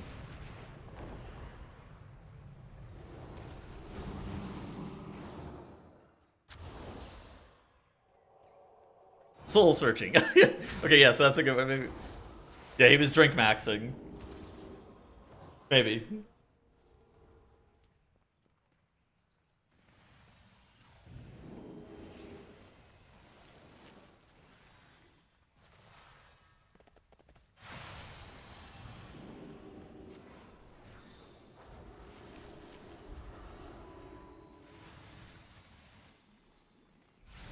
What the fuck is this? Why we're doing splits next to your world rank 1500? No At the start way. of Season 2 for Midnight, our World Rank 1500 guild is looking to run splits. Now, this is a controversial decision, I'm sure, that many people would disagree with, but I wanted to bring this up mostly because I just think it's an interesting thing to talk about going into the tier. Splits are something that top guilds do to get ahead by working around the loot system and raids. You can only receive loot off of the boss once a week, so what top guilds do is they split their roster into different groups, filling all of their remaining slots with alts so that they can funnel all of the loot to select players without everyone getting saved to the same boss at once. This means instead of splitting 6 pieces of loot from a boss between 30 characters, they're splitting 6 pieces of loot between 15, or sometimes 10, or sometimes 5. Really, it depends on how many splits that you want to run and how much time that you have. Generally, splits aren't recommended for a guild of our level because they're kind of annoying to arrange, and they also are sometimes hard to do, and most importantly, they take a bit of time, which is something that casual guilds do not have. Points 2 and 3 are unbelievably relevant. First off, if you've never done splits before, I would say, I mean, okay, he says world rank 1500. If you've never done splits before, having people on their second best character is a pain in the fucking ass. And secondly, yeah, the time that's required to get, world rank 1500 is relevant, but the time that it takes to actually get characters good enough to be able to do splits in a world rank 15, like in heroic, is non-zero. Like, you really want to go in with mythic geared I mean, I guess that you have that this tier. I don't know. Like, if everybody's doing a mirror, I could maybe see it being okay. But like, if not everybody's doing a mirror, you are gonna have some absolute hamsters in your run. Generally, a guild of our level would be better off progging the bosses, since we are not exactly in a rush to complete the tier like these top guilds are. We will passively get more gear as the season goes on, and so there's just simply less to be gained from doing splits. Or is there? Now, we are a Tuesday-Thursday guild. We like to add an extra day at the start of the tier just because everyone's playing the game anyway, so this does help us get a good start. But our first week's raids suck ass at the start of the tier. We basically full clear normal, and then because we didn't have much time to run Mythic Plus, we get walled on some early heroic boss because we're 10 item levels lower than we will be later on in the week. Now, on patch day in Voidspire, we full cleared normal and then went into heroic at 243 item level. Now, we had some struggles in heroic this tier beyond just item level, but I feel like our players have improved a lot this tier, and I'm a lot more confident in our abilities going into next tier. That being said, we ended up getting walled on dragons on Thursday, and then we went back in on Monday and progged crown at 253 item level. So between Tuesday and Monday, we gained 10 item level. Now, there is something to be said about progging hard bosses under geared. That might help us get a lot better. But this is a video game, and we are playing it for fun. And getting tier week 1 is fun. And not getting tier for a week, or sometimes 2. 1. I mean, what? Okay. 5, 4, 3, 2, 1. This must be the fire Lilas you spoke of. Sit, and we will start a ritual. But be ready. I mean, This is the lower of war. 2 6 out of 8s. We must complete. Do not worry. I'll have to finish this after. They would be Hashe. Yeah, he said they got walled on dragons. So they raid Tuesday, Thursday, Monday, week 1. I'll watch this after. I'm skeptical that this is worth, but I think I see where he's going with this. Are they not going to do the lair boss week 1? I thought that shit's going to be a fucking loot pinata, right? Keep it up. Dude, I'm glad you enjoyed it. Yeah, this video has been a lot of work, but I've been having a lot of fun making them, so it's been nothing worthwhile time investment. Because, like, to me, I assumed that everybody was going to kill the lair boss on Mythic week 1 as well, because that guy I assumed was going to be like a loot pinata. So you're going to have to allocate some time per week to that. The TV viewing? Yeah, it's definitely good. Look, I've been intentionally trying to make videos where if people who currently play WoW watch them, they'll enjoy them, and people who haven't played this season watch them, they'll also enjoy them. That's kind of it's been kind of an intentional shakeup, where those videos, like the long form videos specifically, are watchable by people who either currently play Classic and they come across the video, or they haven't played retail in a while and they can come across the video and still watch it.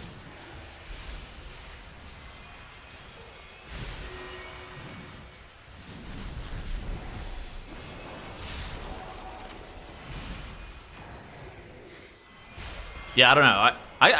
I have thoughts. Like, my guild, we don't do splits.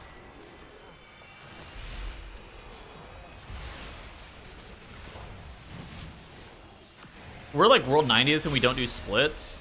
If his reasoning is literally as simple as we want to do splits, we think it'll be fun, I find it hard to like fault that. I don't personally find splits to be more annoying than they are fun. So it's like a different. What are splits? Okay, so imagine you have 30 players in a raid, in a heroic raid. If you kill a boss, it drops 6 pieces of loot. And so that's split between 30 mains, right? Those 6 pieces are split between 30 mains. But the concept of a split is, what if you split the raid in half? What if you had 15 mains per run and 15 alts, but then you did 2 runs?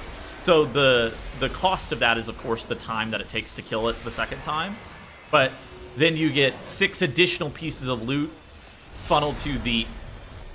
It's like 6 pieces of loot per 15 players as opposed to 6 pieces of loot per 30 players. Again, there's the obvious downside of you have to take the time to do that. But yeah, it's like a way of accelerating your loot progression. I'm probably more important. Yeah. I mean, even in that video, I was wondering if his guild would maybe be better off taking Tuesday off and just doing Mythic Plus. That was my first reaction. Is he was talking about how their Tuesday is effectively worthless prog time because they walk in at such low item level and they have such a big problem. I was immediately wondering, like, man, maybe they're not supposed to raid Tuesday. Like maybe they're just supposed to like do group Mythic Plus on Tuesday or something.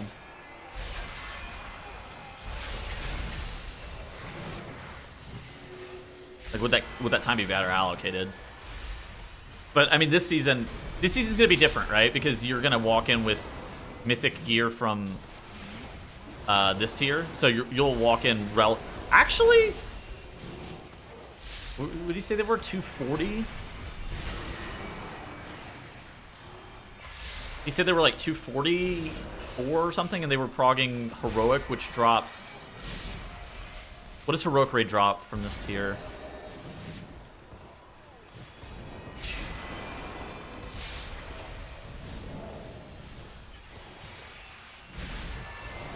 $260 something?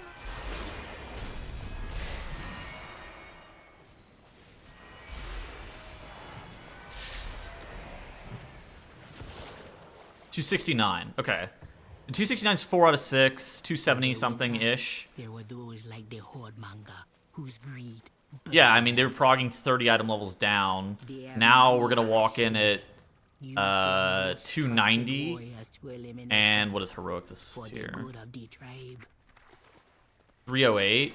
So they'll be higher. They'll be a higher relative item level compared to what the gear drops by like somewhere between 5 and 10 item levels, I think. I'd have to look to double check to make sure. I'm just doing this off the dome.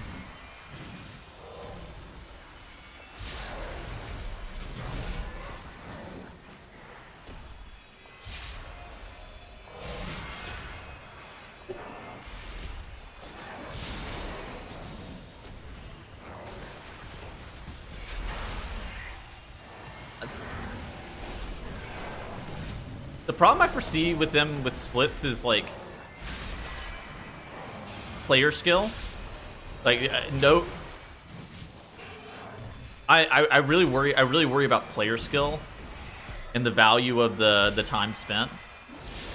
Having your raid on their second best character, while it is nice to get a bit better gear, having your entire raid on your second best character and you needing 15 people to carry somebody's second best character is a pain in the fucking ass. Right?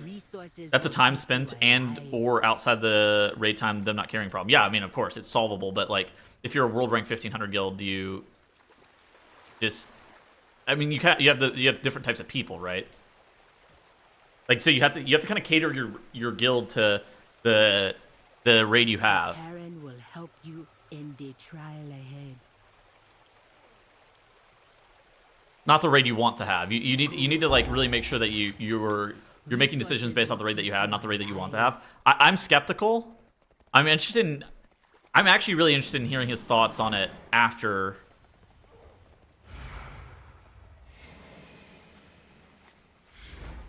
Dude, fuck. I would love to get him on the bench this week. Talk to him about this. Holy fuck, that would be electric. Maybe I'd reach out and DM him. I gotta finish watching this video though by him. It's like, holy fuck, that would be a dominant fucking segment on the bench. Open DMs. I'm sure I can find him somewhere.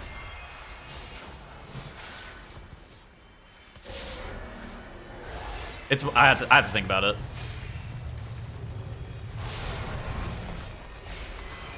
Because I don't even know if we need like an hour. I think we could just literally sit there and talk about it for like 30 minutes. It's kind of an interesting conversation. I know Growl would have a lot of thoughts. I think Squishy would like.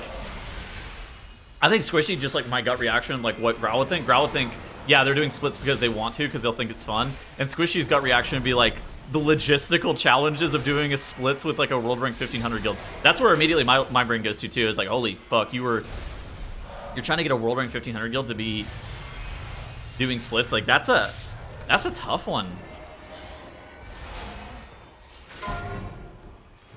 I think it was about 5% to Mythic Plus for builds that were playing Meteorites.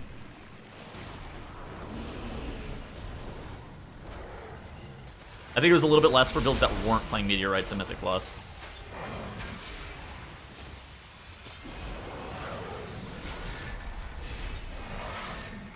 Yeah, no, it was insane. Moonkin, I think, over the last couple of patches has been nerfed twice. I think that the cumulative amount of the nerf was like probably a bit over 10%, if I had to guess. Maybe somewhere between 10 and 15% if I had to. I think it's probably somewhere between 7 and 15%, depending on the build, depending on the damage profile type, right?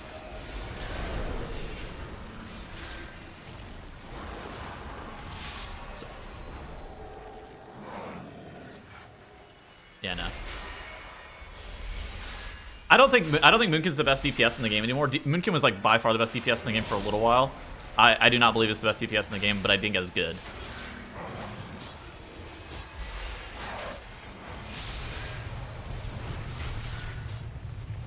But not the chicken. Look, not everybody's got. It's hard to have your spec BS tier. If Moonkin's good in raid, I'll be fucking stoked. Oh my god, I need it to be good in raid. We're playing 2 Moonkins in our guild this tier again.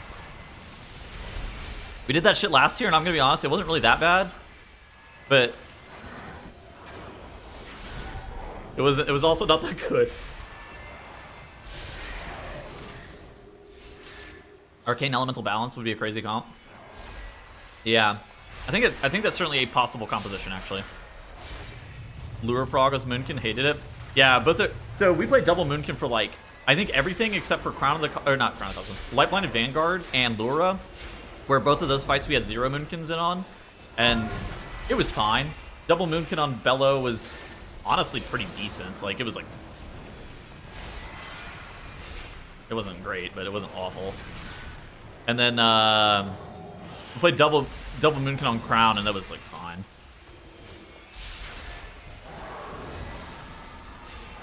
I love beaming on Bello. I mean, we were just AFK, right? The thing with Bellorin is like you only have so many slots for people that don't do anything, and Moonkin is a specialization on that fight that doesn't really do anything. So like, would you rather have a Moonkin or an LA Shaman? You'd rather have an LA Shaman. Would you rather have a Moonkin or a Windwalker Monk at that point in time? You'd rather have a Windwalker Monk, right?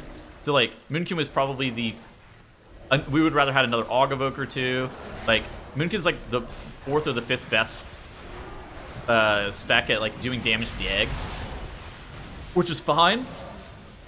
But you don't want to be playing 2 of them in lieu of playing an LE Shaman or an Aug Evoker or a Windwalker Monk, which is what we were doing. But we didn't have access to those things, so it was just kind of the comp that we had. Fine, but it was more just like that's just how our raid was set up more than anything. Not for the beginning. Oh, I don't know. I think Moonkin's gonna probably be the Mark of the Wildbringer if I had to guess. I would be shocked if it gets stacked in raid. I think that on some bosses during the race, maybe you could see as many as 2. If like There's probably a boss that could be designed where you would like you'd play like 3 Moonkins, but I don't know if that's in this raid. I haven't seen that boss like in this raid, right? Where you would be considering a 3rd Moonkin. I think but I do think it's likely to be the Mark of the Wildbringer. Unlikely to be stacked, likely to be Mark of the Wild. It's kind of the range that I have it at for raid. All you can do is take shelter from the rising winds. And then for Mythic Plus, I think it's, I don't know, the fucking 6th best DPS or something.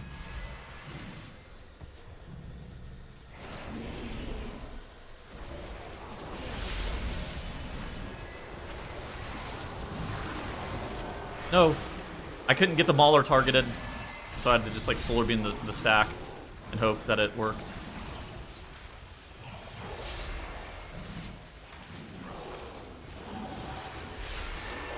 He really likes Restitutors normally. I think Restitute is just the you get like diehards on Resto, where people love to main Resto specifically.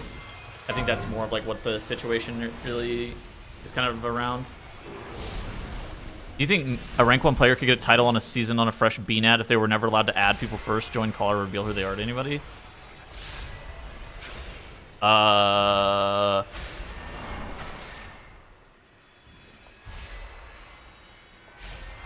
Getting title through LFG is like a really fucking annoying proposition. Do I think that they could do that? Yes. Like I think it's absolutely possible. I think player skill supersedes everything in the game. If you had Yips fucking deafen and like log on, like if you had him like log on to some random shit, or Kira or whoever, right, log on to some random fucking tank and not reveal who they are and just play, I think they could carry the corpse of their teammates to title. Yeah, I think it's absolutely possible. I don't think that I could do it because I don't think I'm that good. Because you're basically asking how much better than the 0.1% title can players be? Trell did that. Trell did do that, but Trell did that whenever title was easier to get. Title is much harder to get nowadays because Resilient makes title kind of this like really fucking hard achievement, where some of the earlier seasons title was 4 key levels different than the top keys in the world, right? But now it's only 2. And so like 1.5, like 1 to 2 is the number right now. And so whenever it's 4, you can pug that. Whenever it's 2, you can't.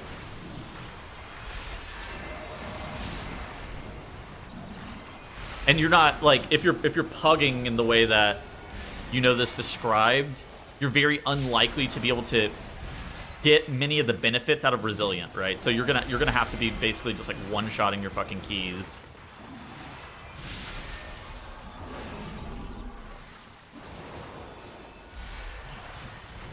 Who do you think is the worst player that can do that? I think if I was really properly motivated, like if you were like, $10,000 is on the line, I think I could be close.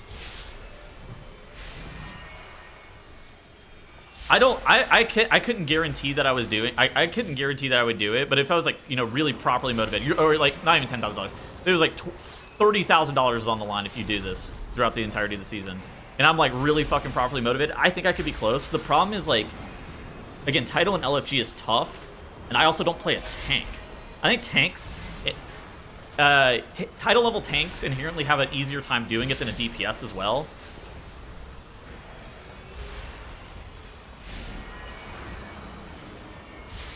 I think at some point skill will outweigh the volume of keys that is required to do something like that. What about healer? No, I don't think healer has. I think healer's about the same fucking DPS for this stupid ass, like hypothetical, right? About the fucking same.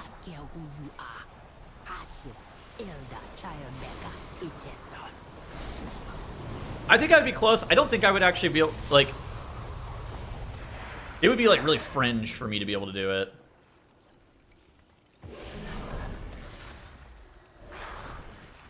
Like I can imagine a world where I would like miss it by like a couple of keys. I can imagine a world where I would only ever get it by a couple of keys as well, though.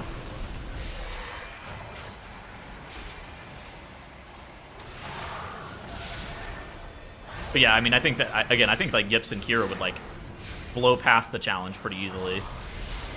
Whereas if somebody like me would do it, it would be like up until the fucking very end of the last week of the season.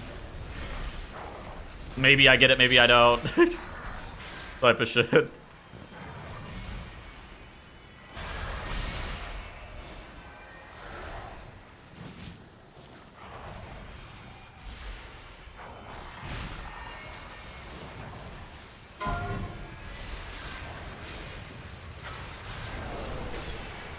hardest part of the challenge is you're basically not allowed to network. Yeah, I mean, for sure.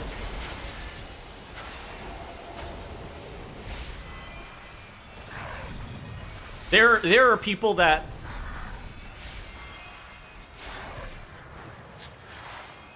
have gotten titled before without networking that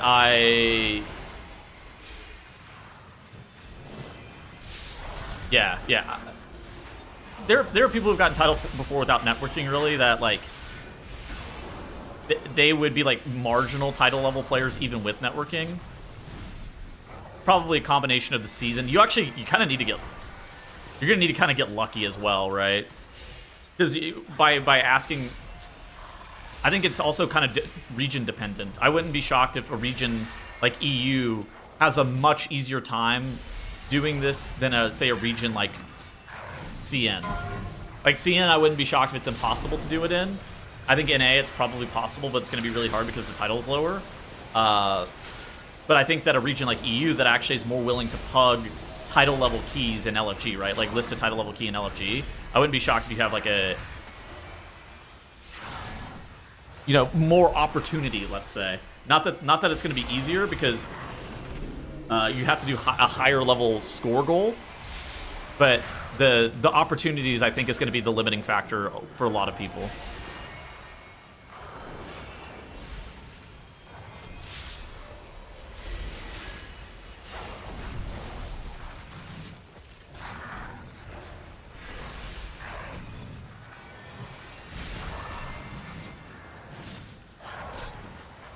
The no networking thing is certainly the hardest part. I'm 100% in on that.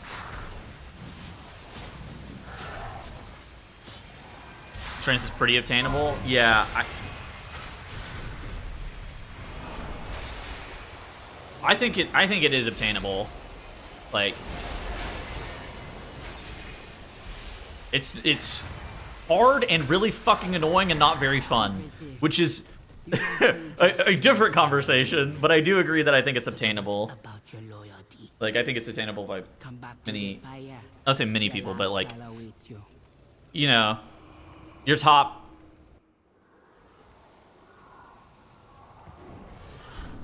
200 region players, like that kind of bracket of people, I think that they could make it happen.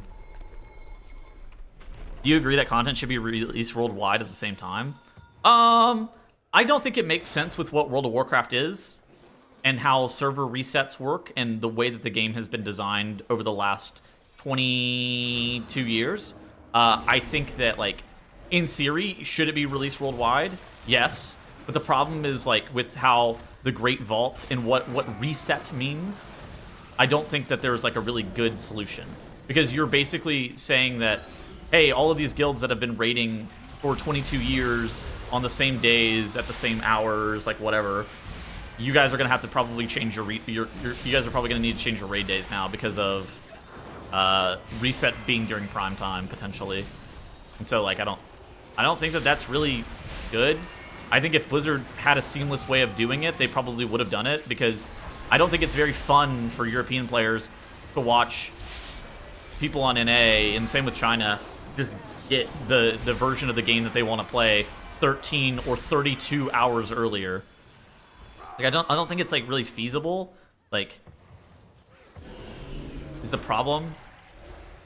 Like, I think if there was an easy solution, Blizzard probably would have already come up with it. Mostly because it's more fun, right? Like, you don't want to fucking log in on patch day and not be able to play the game. Oh my god. DX dub.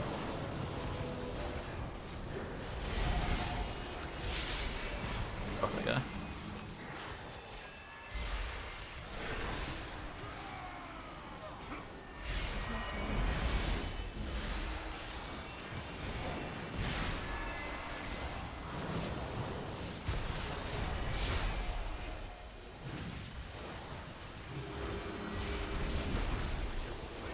I don't think the issue you're talking about is real. Wait, what do you mean?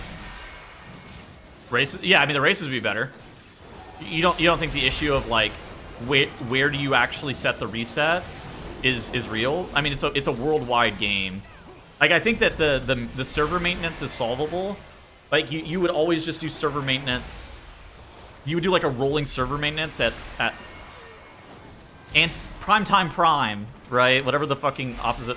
Like whatever the lowest amount of player count is, and you would do like a rolling server maintenance on Mondays. You would never do server maintenance on Tuesdays ever again, right? And so then you would apply the patch whenever the patch was going to, or you would apply the reset whenever the reset is supposed to happen. But the server maintenance would be at a different time. Free content podcast. I'm gonna enjoy it. Just do patch releases global and leave resets as is. I mean, do you really want somebody to have their first reset to be 2 days longer? Is that real? That seems fucking weird.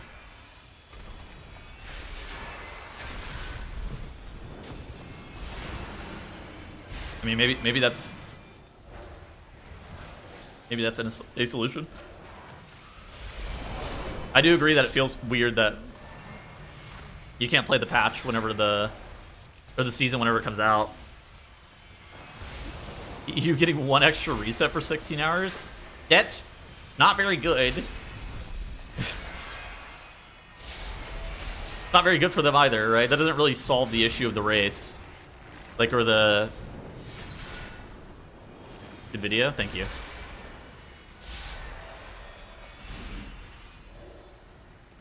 I simply wish you had lasted a little longer. Did they not... They all just started acting as if their cast... What the fuck? Is that a bug? That just encounter a bug? That was weird. I think I just encountered a bug. What the fuck? They just all finished their cast immediately. And killed us. If I don't raid, I should just quit for season 2? Nah. I think the gear difference is meaningful if you're somebody like, you know, Luigi, and you're trying to go for the... If your only goal is like, how can I do as close to region first keys as possible without raiding, then, you know, you're going to be at a disadvantage. That's just how it'd be. What the fuck? I think... He's bugged? Why are they just pulsing us? Anyway. Maybe they changed how they work. Maybe I misunderstand them. But, like, I think for most people, it's, like, gonna kind of be whatever. With the coordinate nerf? I don't know.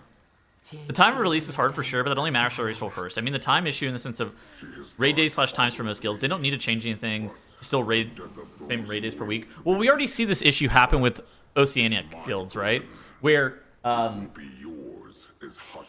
their Monday raid, their Tuesday night raid. I think it's Tuesday night raid. Yeah, I don't think it's Monday night raid.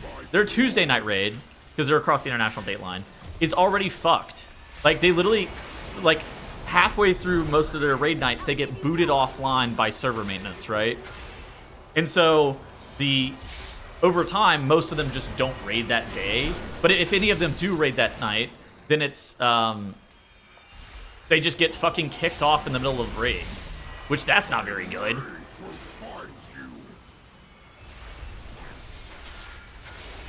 If you type exclamation mark UI, then you get it. Yeah. being old and working is already a disadvantage. I mean, that's true. I don't know. I just don't think you can, like, I think there's definitely something that they could do, hypothetically, right? They have to just miss prime time. Like, you can't have your fucking reset happen in the middle of prime time. Beyond that, like, I think that they absolutely, if they were properly motivated, could get resets closer together. Like, you just can't have a fucking reset in the middle of prime time, but that's about it. Like, there's nothing stopping them from getting China's reset to within... Okay, so China's 12 hours ahead of US. Most US time zones are about 12 hours ahead. There's nothing stopping Blizzard from getting it within, like, 8 hours, right?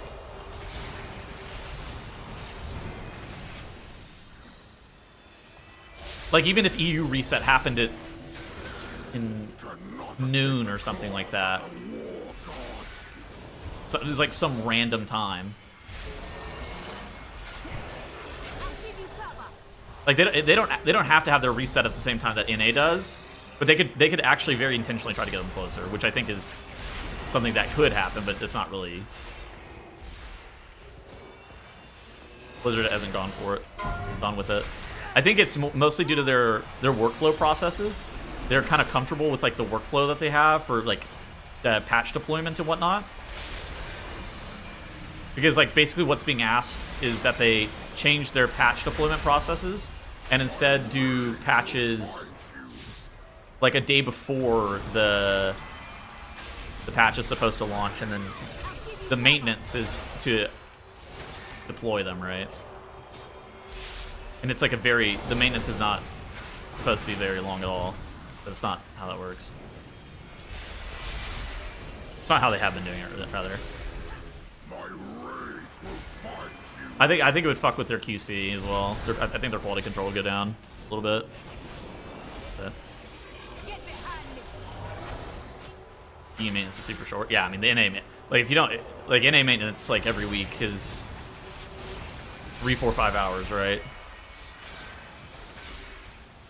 Yips is on the 0.5. Yeah, Yips is on the 0.5.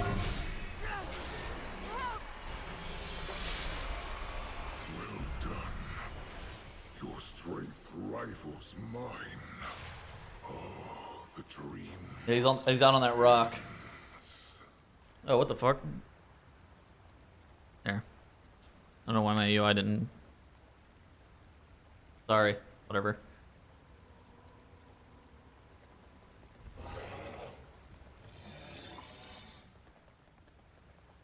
The raid schedule? Yeah, I mean, I think it's more of a logistical thing with like raid. I think it's more of like a cultural thing, right? Like raid days have been determined over the last 22 years. Raid days and raid times have been determined over the last 22 years based off of very specific stuff with like the reset timing and shit. And like I think you start messing with that kind of stuff and it's a little bit weird. But yeah, Moonkin's decent. Link doesn't work. What? What? All right. Well, hold on. How the fuck does that link not work?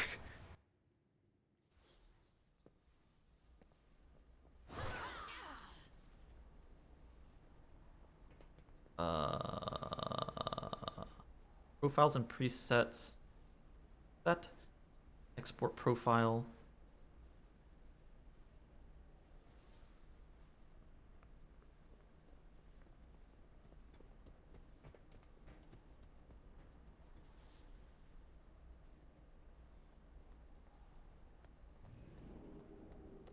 I don't even know how it happened. Whatever, doesn't really matter. Hidden, public.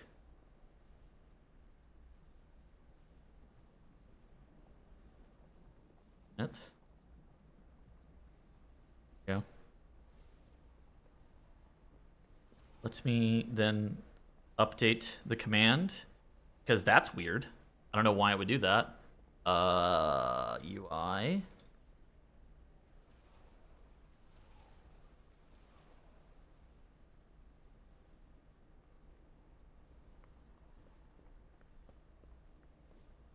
There you go. Cool. Yeah, no worries. Thank you for telling me that. Oh my god, I gotta log in and fucking put my tier set on before I forget. That'll be a problem. Yeah, Moonkin's decent. NA extend. I mean, NA normally get. Yeah. I mean, that's unrelated. But like, I think that like time of day is like a really big thing for trying to make sure that you don't interrupt the high point of the day in terms of like when the most people are logged into the game. Because hypothetically, like what would happen if NA procced the Giga maintenance, right? The Giga maintenance that goes until 4 p.m. local time here, and so that would be, I don't know, 4 plus 2300 CEST or something. Imagine if EU had a fucking randomly had maintenance until 2300, right? Like that's not like that would be fucking whiz.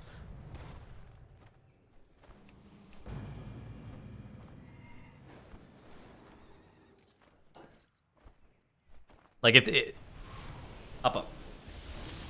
But yeah. Had your tier on? That'd be crazy if I logged in and had my tier on.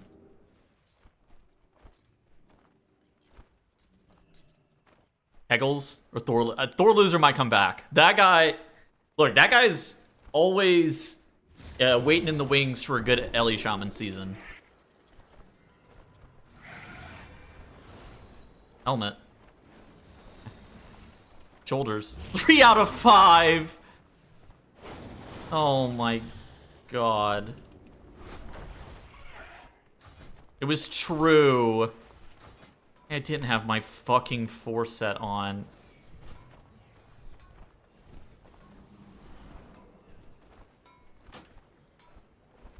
Oh my god. It removed my socket. I'm not. Maybe I have gems on my back. Oh, I do have gems on my back. We're good. Oh. Even LeBron James makes mistakes. That's right. That's right. Dude, apparently I got a Giga Gray Burst without my 4 set on like a month and a half ago, and I didn't even know. Like I didn't even know that I didn't have my tier set on until somebody came in my chat and goes, is it true that Raider O says that you don't have your 4 set? I'm like, well, no, I'm on the PTR. You can't even see that. I was like, well, what character are you even looking at?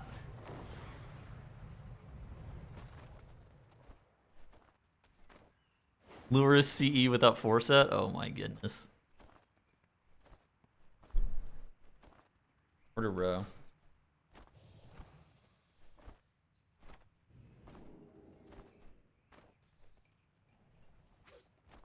Yeah, I just don't think that, like, I think that I would love if they could do like something closer, right? Like I don't know if global release is like really achievable. But I do think that they somehow could get all of the fucking regions closer. Like, I suspect that there is a way of doing that.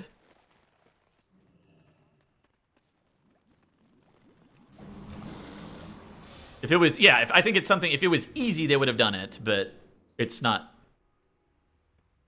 If Classic can do global release? Well,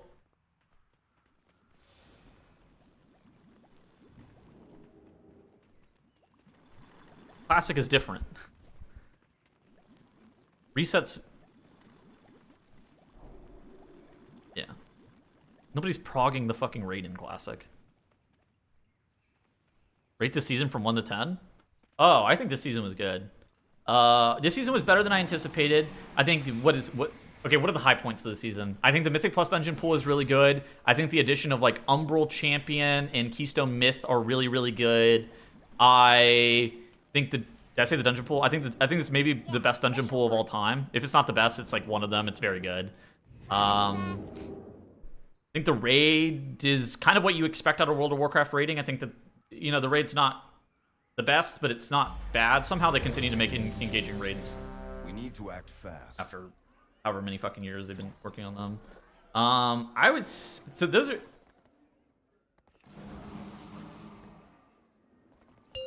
I think it kind of kept my excitement for a while in a way that I didn't really anticipate. 4, I expected 3, it for me to be 2, enjoyable for about 1. 6 weeks, but it was probably enjoyable for about 10. So I think it captivated my attention longer than I anticipated that it would on season launch. 4, That is, not 3, since the game. 2, Out. 1. Yeah, I think the downsides is it feels very samey to War Within and Dragonflight. Like, again, still feels very samey. And so I think that that's a downside, right? I don't think they really pushed the envelope with anything specifically content-wise. I think that's mostly about this. It's kind of like the biggest critique that I have. Then there's obviously like minor critiques, like I don't really like Resilience that much, and that's like most of my critiques are like really, really minor stuff, like about specific systems that I think were kind of a flop, not about like game-wide stuff. Like the profession system fucking sucking, and I think that gearing is like cringe.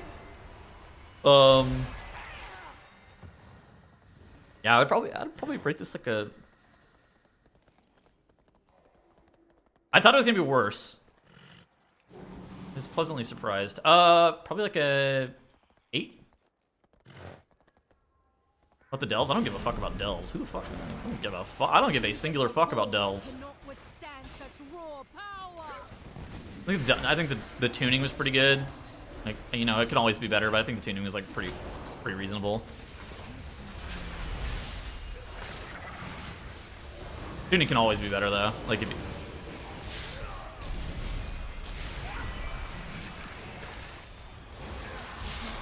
Oh my gosh, yeah, Dazer's on Holy Paladin. I wish Dazer would heal my fucking character.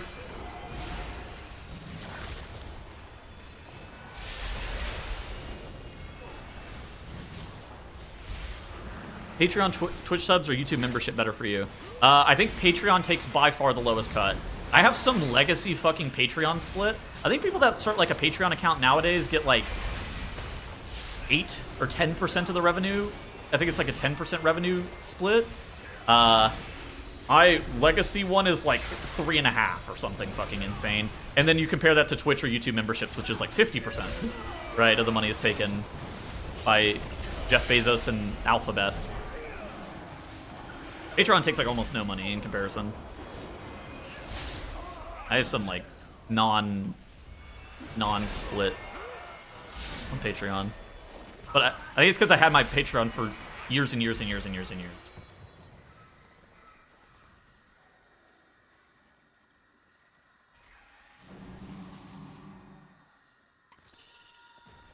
Murder Row, baby. Do what it takes to defend yourselves. Yeah, Alphabet.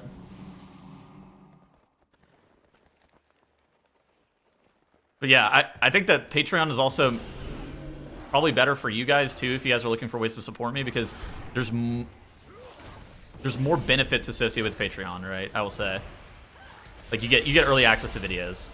Like I will admit I'm not putting in like an insane amount of work into my fucking. There's no like Patreon exclusive content and shit like that. Like it's more like you get early access to videos, and it, you know, I post cool stuff on Patreon every so often. People are gonna vote on topics at some point, like what, like people are gonna be voting on like what spec I'm gonna be doing my next 0 to hero on, one of the melee DPS, or one of the tiers on Patreon. Like, there's been more effort put into it by me, but it's not like I'm doing exclusive stuff on it, anything like that. The Moonkin monthly, yeah. Yeah, that would be, yeah.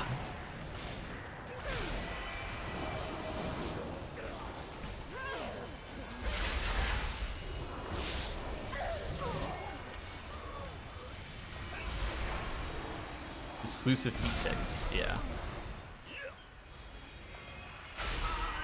But I've also been deliberately trying to do stuff on Patreon, like throwing up early thumbnail mock-ups and stuff like that.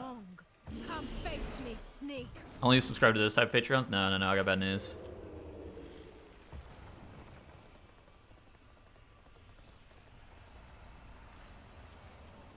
Yeah, I got it. Got the crystal. Alright. Let's make an example of you. I picked up the crystal. The spell history tracker's top right. Oh my god, what's up, Cardinarch? How's it going, boss? Hope you're having a good day. You need one-on-one coaching? I used to do like WoW coaching and stuff like that, and just as time has gone on, I don't really like doing coaching that much. more than anything, it's like... It was like okay. It was like fun for a little bit, but it's just not something I'm super passionate about. And so I just like put a lot of emphasis into just making the best YouTube videos I can.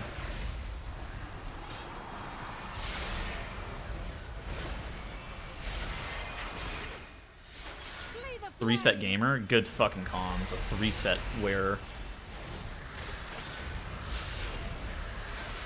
Monka. First off, you should put on your 4-set.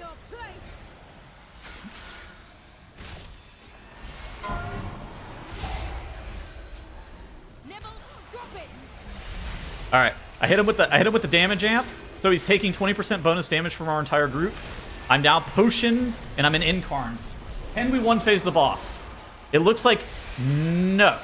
I'm gonna need my arcane mage to become Hopeful X real quick.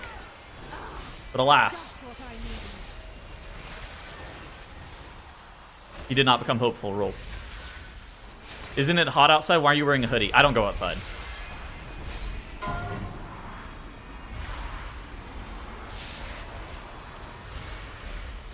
The good news is that I don't have to go outside. Outside's scary and hot. Yeah, outside's bad. Inside is fun. It has video games. I stay inside. Yeah, exactly. Yeah, exactly. I'm a WoW streamer. That's a good way of putting that. That's to do the... I don't know. I haven't done the fucking Newell Tech. I don't know about questing. I can make some shit up, but I'm not really sure.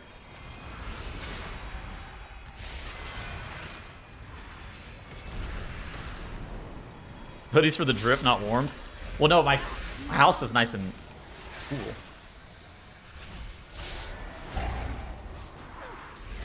Oh, I shouldn't have incarned here. Now I'm not going to have 2 charges of incarn for the Bloodlust pull after this. Fuck. It is a mistake. Actually, maybe I did need to incarn this because nobody's... I'm looking for somebody who's going to do damage to this boss, and apparently it was me. Use the disguises. Indoor drip. I don't know. My house is at 75 right now, and I'm still cold. I'm like a lizard. I'm just always cold. You're late. My girlfriend tells me that she thinks I have low iron. That I should go get it checked out.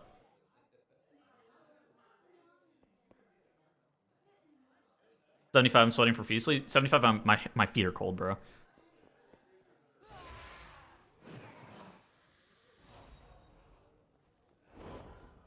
I'm wearing a hoodie.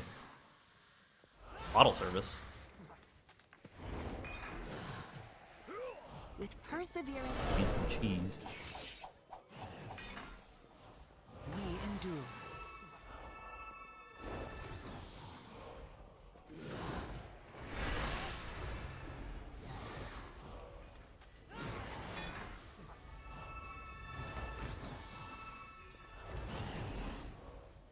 Cheese. Oh no.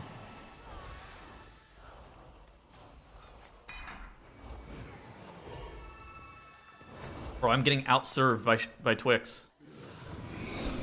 Perfection. Hey. Hey, when it gets higher with my PC running? Yeah, sure. Nah, that's fair. If your PC's heating up your entire house, like more than 75 and it gets kind of hot.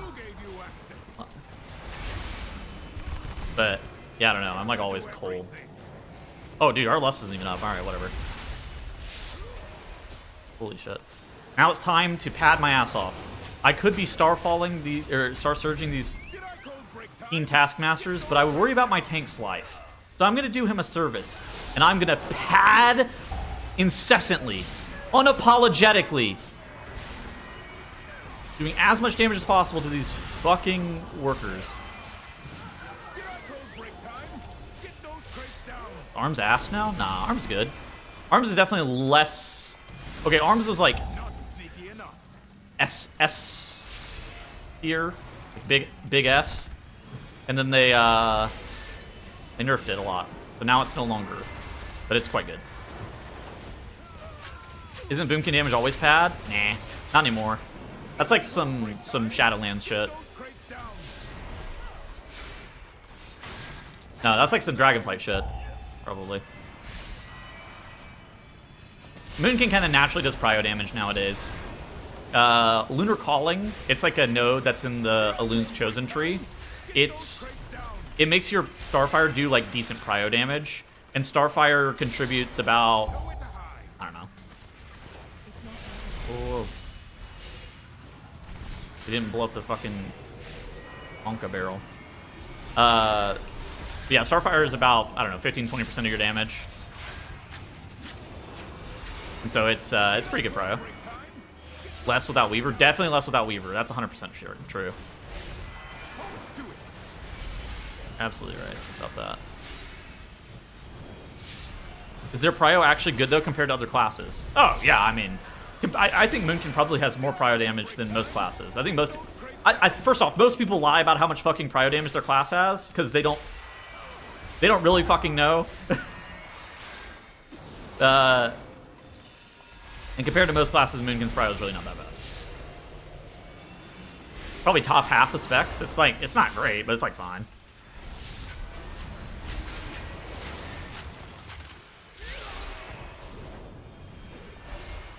Devour Demon Hunter. I mean, that spec has like real fucking prio damage. Like Arms Warrior, Devour Demon Hunter. Some versions of like Frost Decay and haven't had insane prio damage. I think Mage even I think Arcane Mage even has really good prio.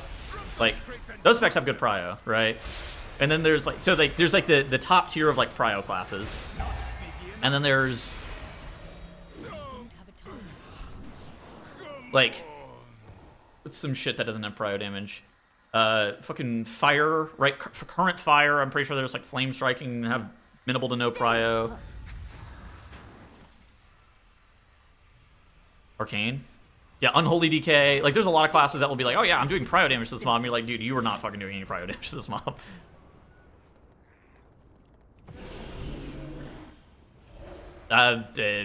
Sub-Rogue, I'm pretty sure that shit's just like completely even damage. Again, which is fine. But they'll be like, I'm prioing, and it's like, no, you were fucking not. you had the mob targeted, but you're not doing anything to it. And then Moonkin is somewhere in between, right? Where it's like, it's pretty good prio. I'd say it's probably top half, but it's not, definitely not like top quartile or anything. Like if you look at the damage that's to this Punisher, I wouldn't be shocked. Like there's a world where I might be close.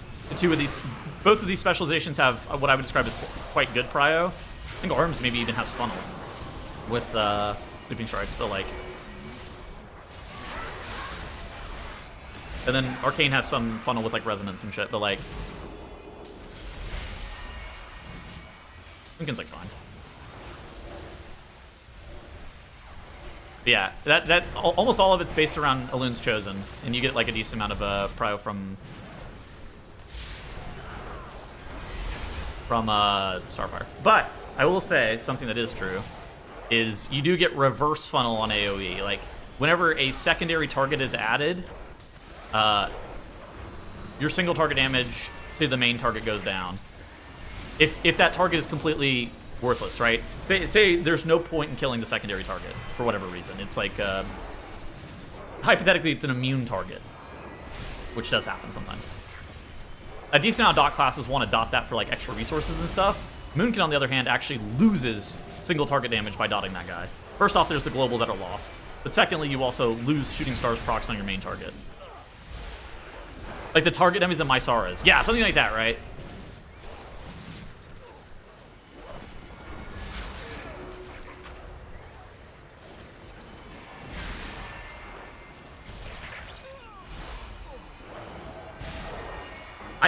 I do wonder, okay, so Moonkin's always been like this, where dotting additional targets is a damage loss on your main target. Pretty much every other class says that it's a damage gain, to the point where I've always wondered whether or not they're lying. Because I don't know how many people are like really in the weeds looking up the opportunity cost of the globals that are spent. Because I know that for Moonkin, the globals spent have always been like the main source of the damage loss.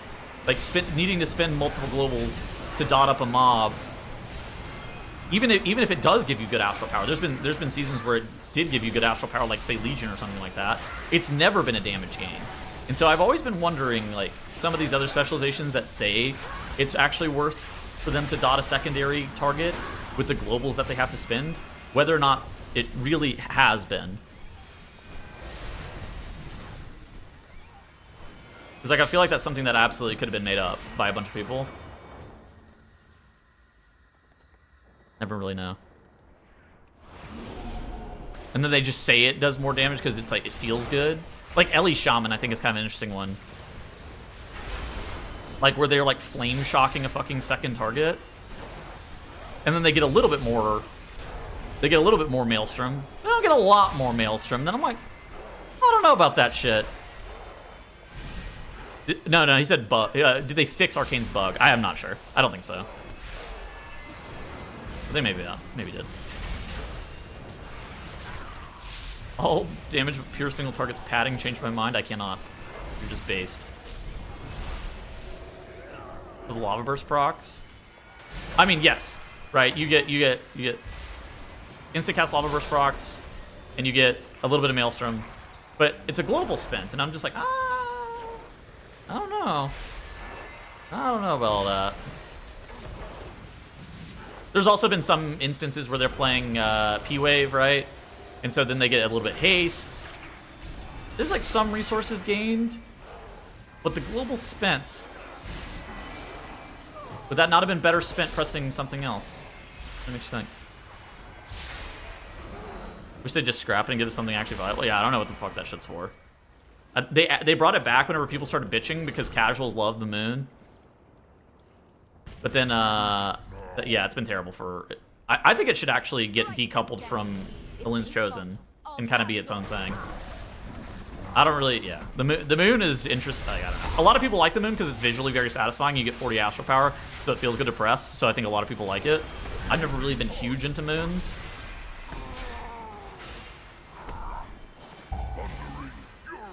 Moon should be an empowered spell. Shut the fuck up.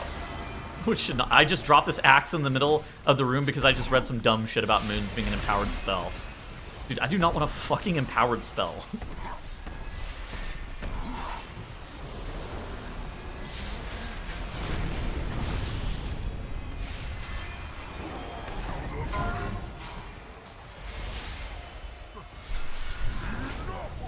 The PPM has to be higher than the cast sees. Oh, I mean, yeah, you're literally...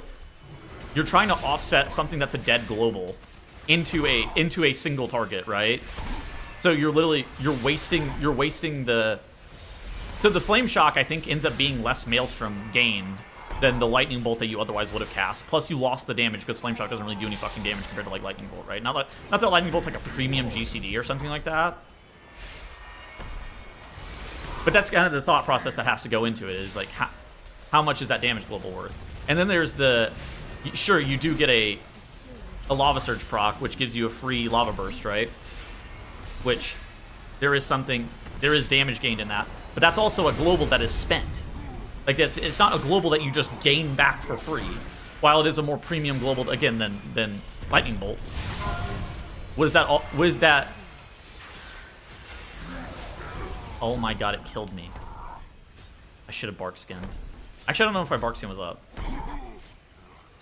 I think I tried to press it. I don't know. I'd have to look back. Back at the VOD. Fuck the moon. Yeah, fuck the... Bring back the moon, bro. Do you Starfire on a single target? Do you ever press Wrath anymore? Elune's Chosen... There's a hero talent for Moonkin. They added hero talents in War Within. There's... The hero talent that you play primarily in Mythic Plus is called Elune's Chosen. And there's a node for Lunar Calling where you don't really press Wrath ever. Wrath isn't an ability that you press with Elune's Chosen, but you press Wrath in Raid.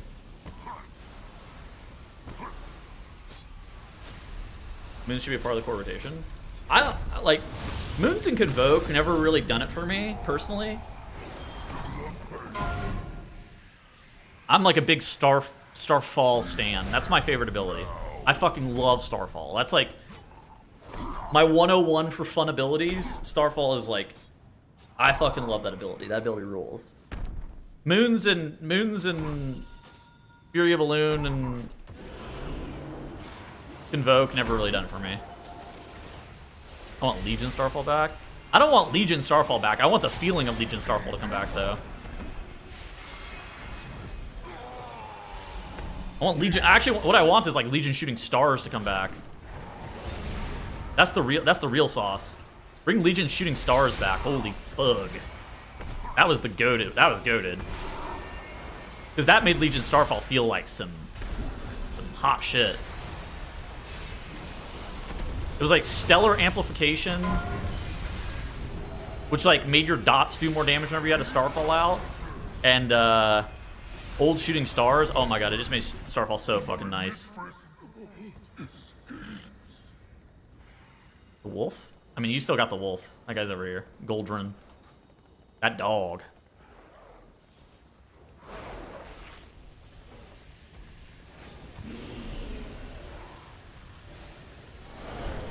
Got that dog in him. I'll just see this. It's not a big deal.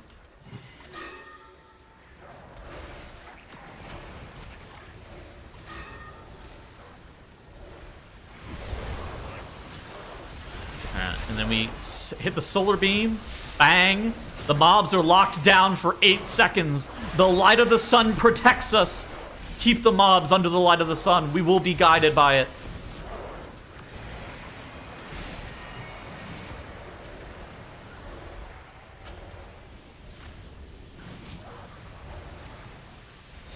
What's that doe doing? I don't know. I think she's Star Surging the mobs or something. I don't know what she does. What the doe doing? They keep nerfing her. They don't like her being strong. Press Starfall too. It's kind of nice, but then they were like, actually she's doing too much damage. Nerf her. AC 130 inbound. Nerf the doe.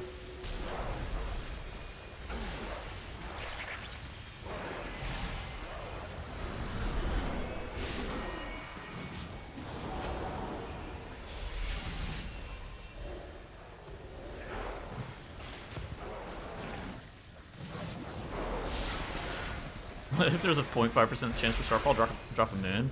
Well, there is something that like gives you a chance to get a moon, right? Like after 30 or maybe it's 40 now. Shooting stars procs, you get a moon. Like, I think people like the sensation of casting the 2.5 second long moon cast, getting 40 astral power, but more than anything, seeing a big fucking moon land. I think it's like a visual and feel thing, less than it is anything else. For me, it just doesn't really do it for me. We are going to meld that. It doesn't really do it for me, but I understand like why lots of people like it. It's just like a feeling thing. I think it's a very common sentiment to being like, I wish I could play moons. Moons also, yeah, I mean, moons used to be like, full moon used to be like 10% of your fucking damage at some point. That shit was insane. Like Legion full moon was, whenever it was the weapon ability, it was like half moon would be like 2%, new moon's like 0%, and then full moon's like fucking near 10%, like 8% of your damage or something stupid.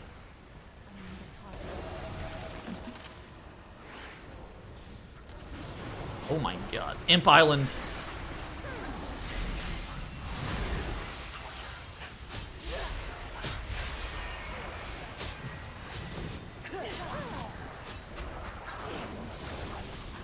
Yeah, I mean, full moon and Convoke are kind of like the same thing in my mind. Where I think some people just like those abilities because of how they feel to press, but they've never really like hit the dopamine receptors for me. Again, old Starfall, like how Legion Starfall felt to press, that is like my, oh my god, it's my favorite fucking ability of all time. Like just how that felt to press was unmatched. Like the first, like that the stage pull in Lower Karazhan, where you get it's like 35 mobs or something, and you just press Sunfire on them. You don't even have to Moonfire the fucking mobs. You just press Sunfire on them, and then you get every single global is Starfall. Oh my god, I dream of it. I miss those days. It was just so good. It just felt so good. As long as Silvermoon has needed it, I'll give them the fell they desire. Single moon used to one-shot PvP. Yeah, I mean the moons in PvP. I wouldn't be shocked if they're still like pretty decent in PvP. I remember for a while it was like the meta where you would just like sit there because moons are astral, and so you would just like fake clone the entire time. And when they clone, you start casting moon in their fucking face, and they're just like, oh my god.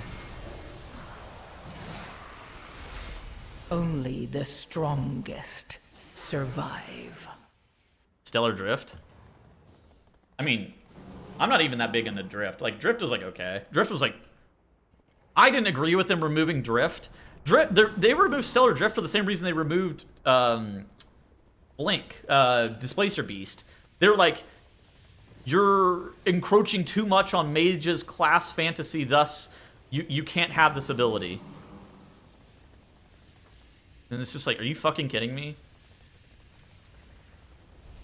Displacer Beast literally got deleted because we were encroaching too much on Blink.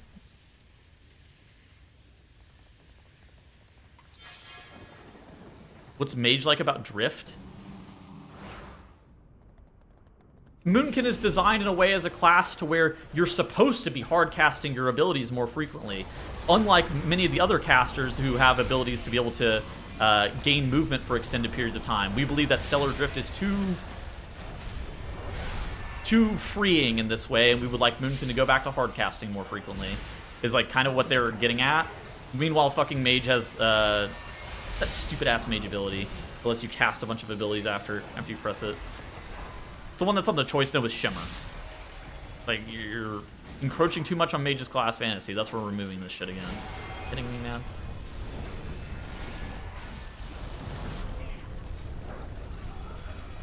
It's just dumb reasoning, frankly.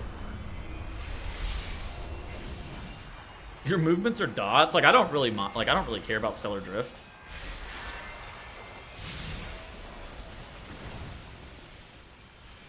Ice flows, yeah. They wrote that and they were like, yeah, we believe that tools such as Ice Flows or Beast Mastery Hunter's ability to cast while moving is core to the fantasy of their classes, and we think that Moonkin is encroaching too far on that. And you're like, what the fuck?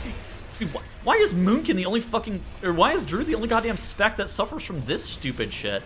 We're encroaching too close on their class fantasy? Get fucking real. That's what they said about Displacer Beast too, is like, we believe that while it's cool that Druid has the ability to be able to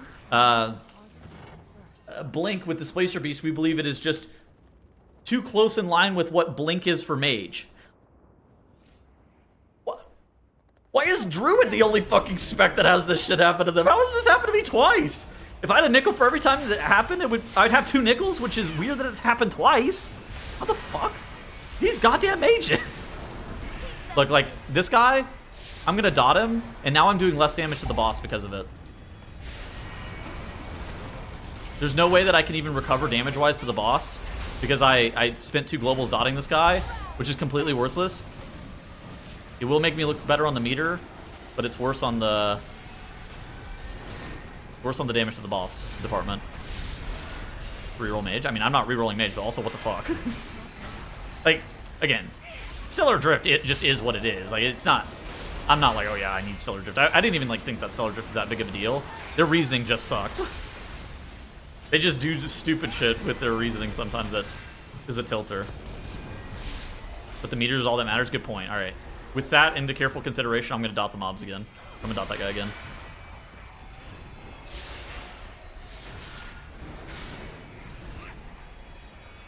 Then we'll get the Jangby Zero to Hero. Yeah, when's the Jangby Zero to Hero episode 3 coming out? I've been waiting for a while for that.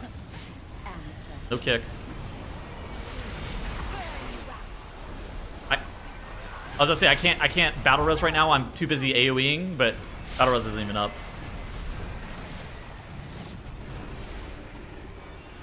I don't even feel bad.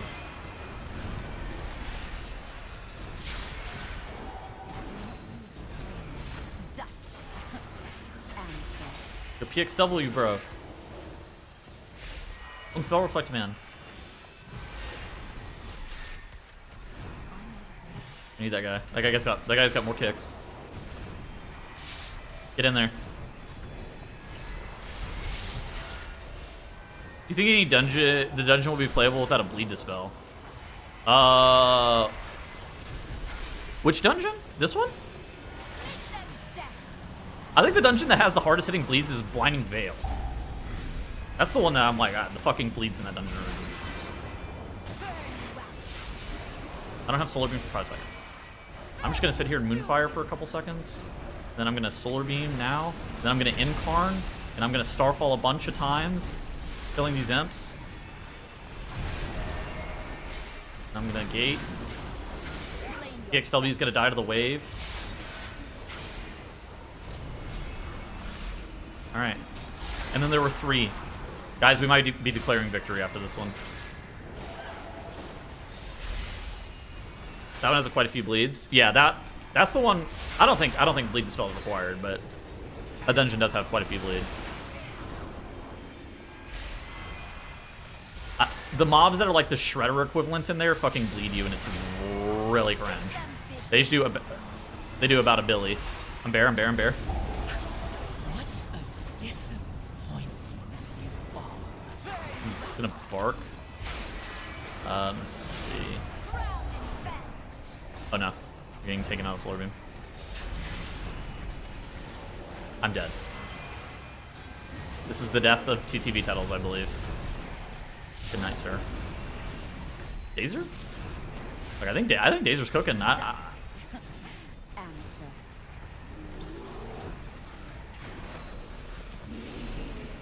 Now what? Dusted. All right. Amateur.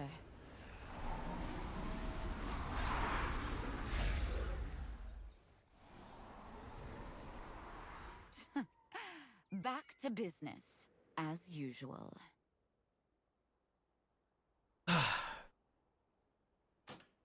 I'm declaring victory, I think.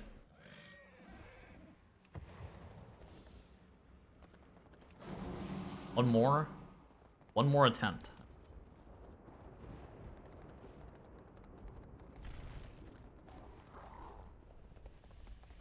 Any class that can be a dwarf should be a dwarf. I don't know. I disagree with that. I feel like Shadow Meld is fucking broken every single season. I don't think that Shadow Meld is as broken in season 2 as it was in season 1. I think season 1 Shadow Meld is fucking ridiculous. It worked on so much shit. But I think that Shadow Meld dwarf is situationally good. Shadow Meld is universally broken. There is never a dungeon where Shadow Meld cannot be used. Like there's even like, you know, my tank heroic throws the pack. I have Starfall rolling. My first global is Shadow Meld.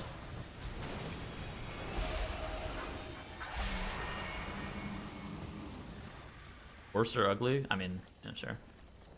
I think Shadow Meld is the best dwarf. Very infrequently beats the worst Shadow Meld usage.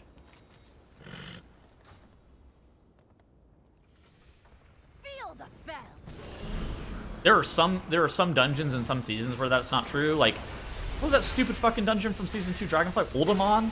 Legacy of Tyr? That dumbass dungeon. Okay, that dungeon had some premium dwarves, like dwarf uses. There's nothing that's like that. That dungeon was dumb as hell. Whatever that was it, second boss, third boss in that dungeon? Third boss in that dungeon. That lizard guy that put the bleed on you on cooldown. That was the dumbest boss I've ever seen. That guy sucked. Oh. I mean, does a Holy Paladin can't be an elf? Well, I mean, yeah, if you're a Holy Paladin, you take what you get. If you can't be an elf, then you should be a dwarf, right? But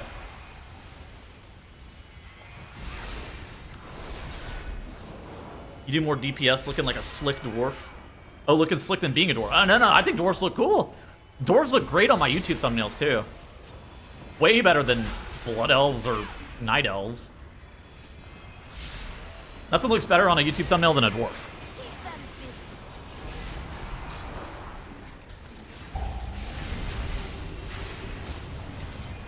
They fit an aspect ratio. They just also look so goddamn funny.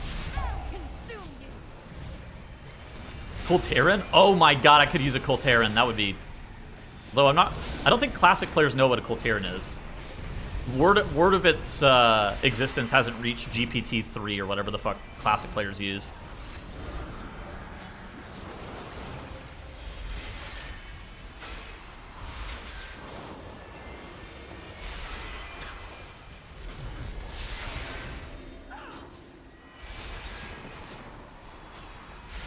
They should have added skinny Kultirans, not fat ones. No, I mean, Kultiran is modeled after the average American.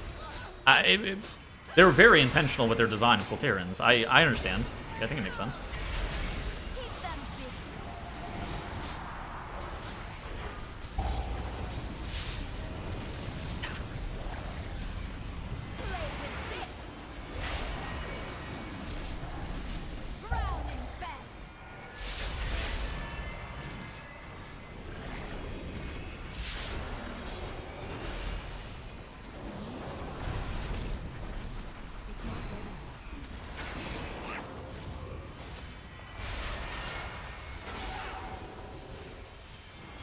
Classic players barely know what a shower is, never mind a Kultiran.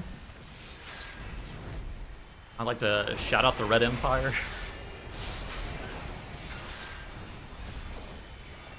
The average classic player base.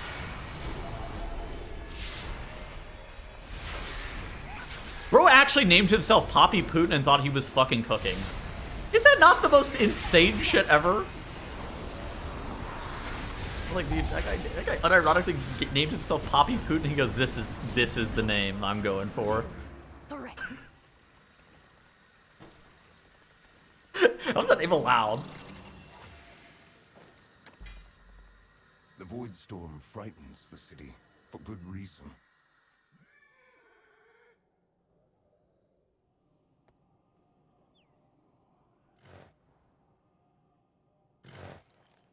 I'm exhausted.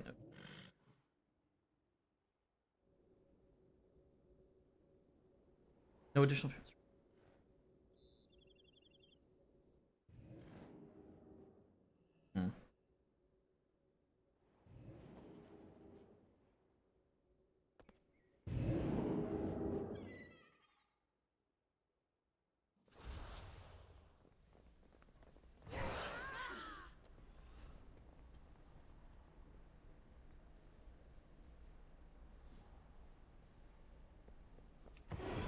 What are the chase trinkets in season 2? I'm not really sure.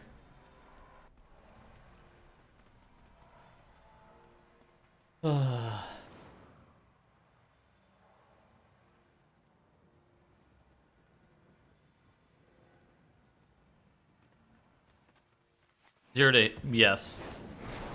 You pick a class randomly? No, people are gonna vote.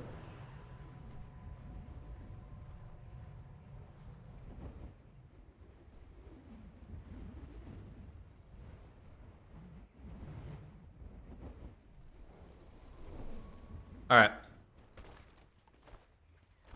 I gotta do some YouTube video work. I gotta make my fucking video about the Mythic Plus mechanics and stuff. When am I streaming again? I think I might need to take. I think I might take tomorrow and Friday off. I'm not 100% sure. I have a lot of shit that I need to get done. I might be streaming tomorrow and Friday. I'm not 100% sure. Got a lot of random bullshit to get done.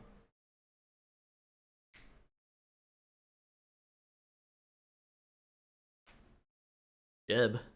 All right, GG skis. Goodbye, everybody.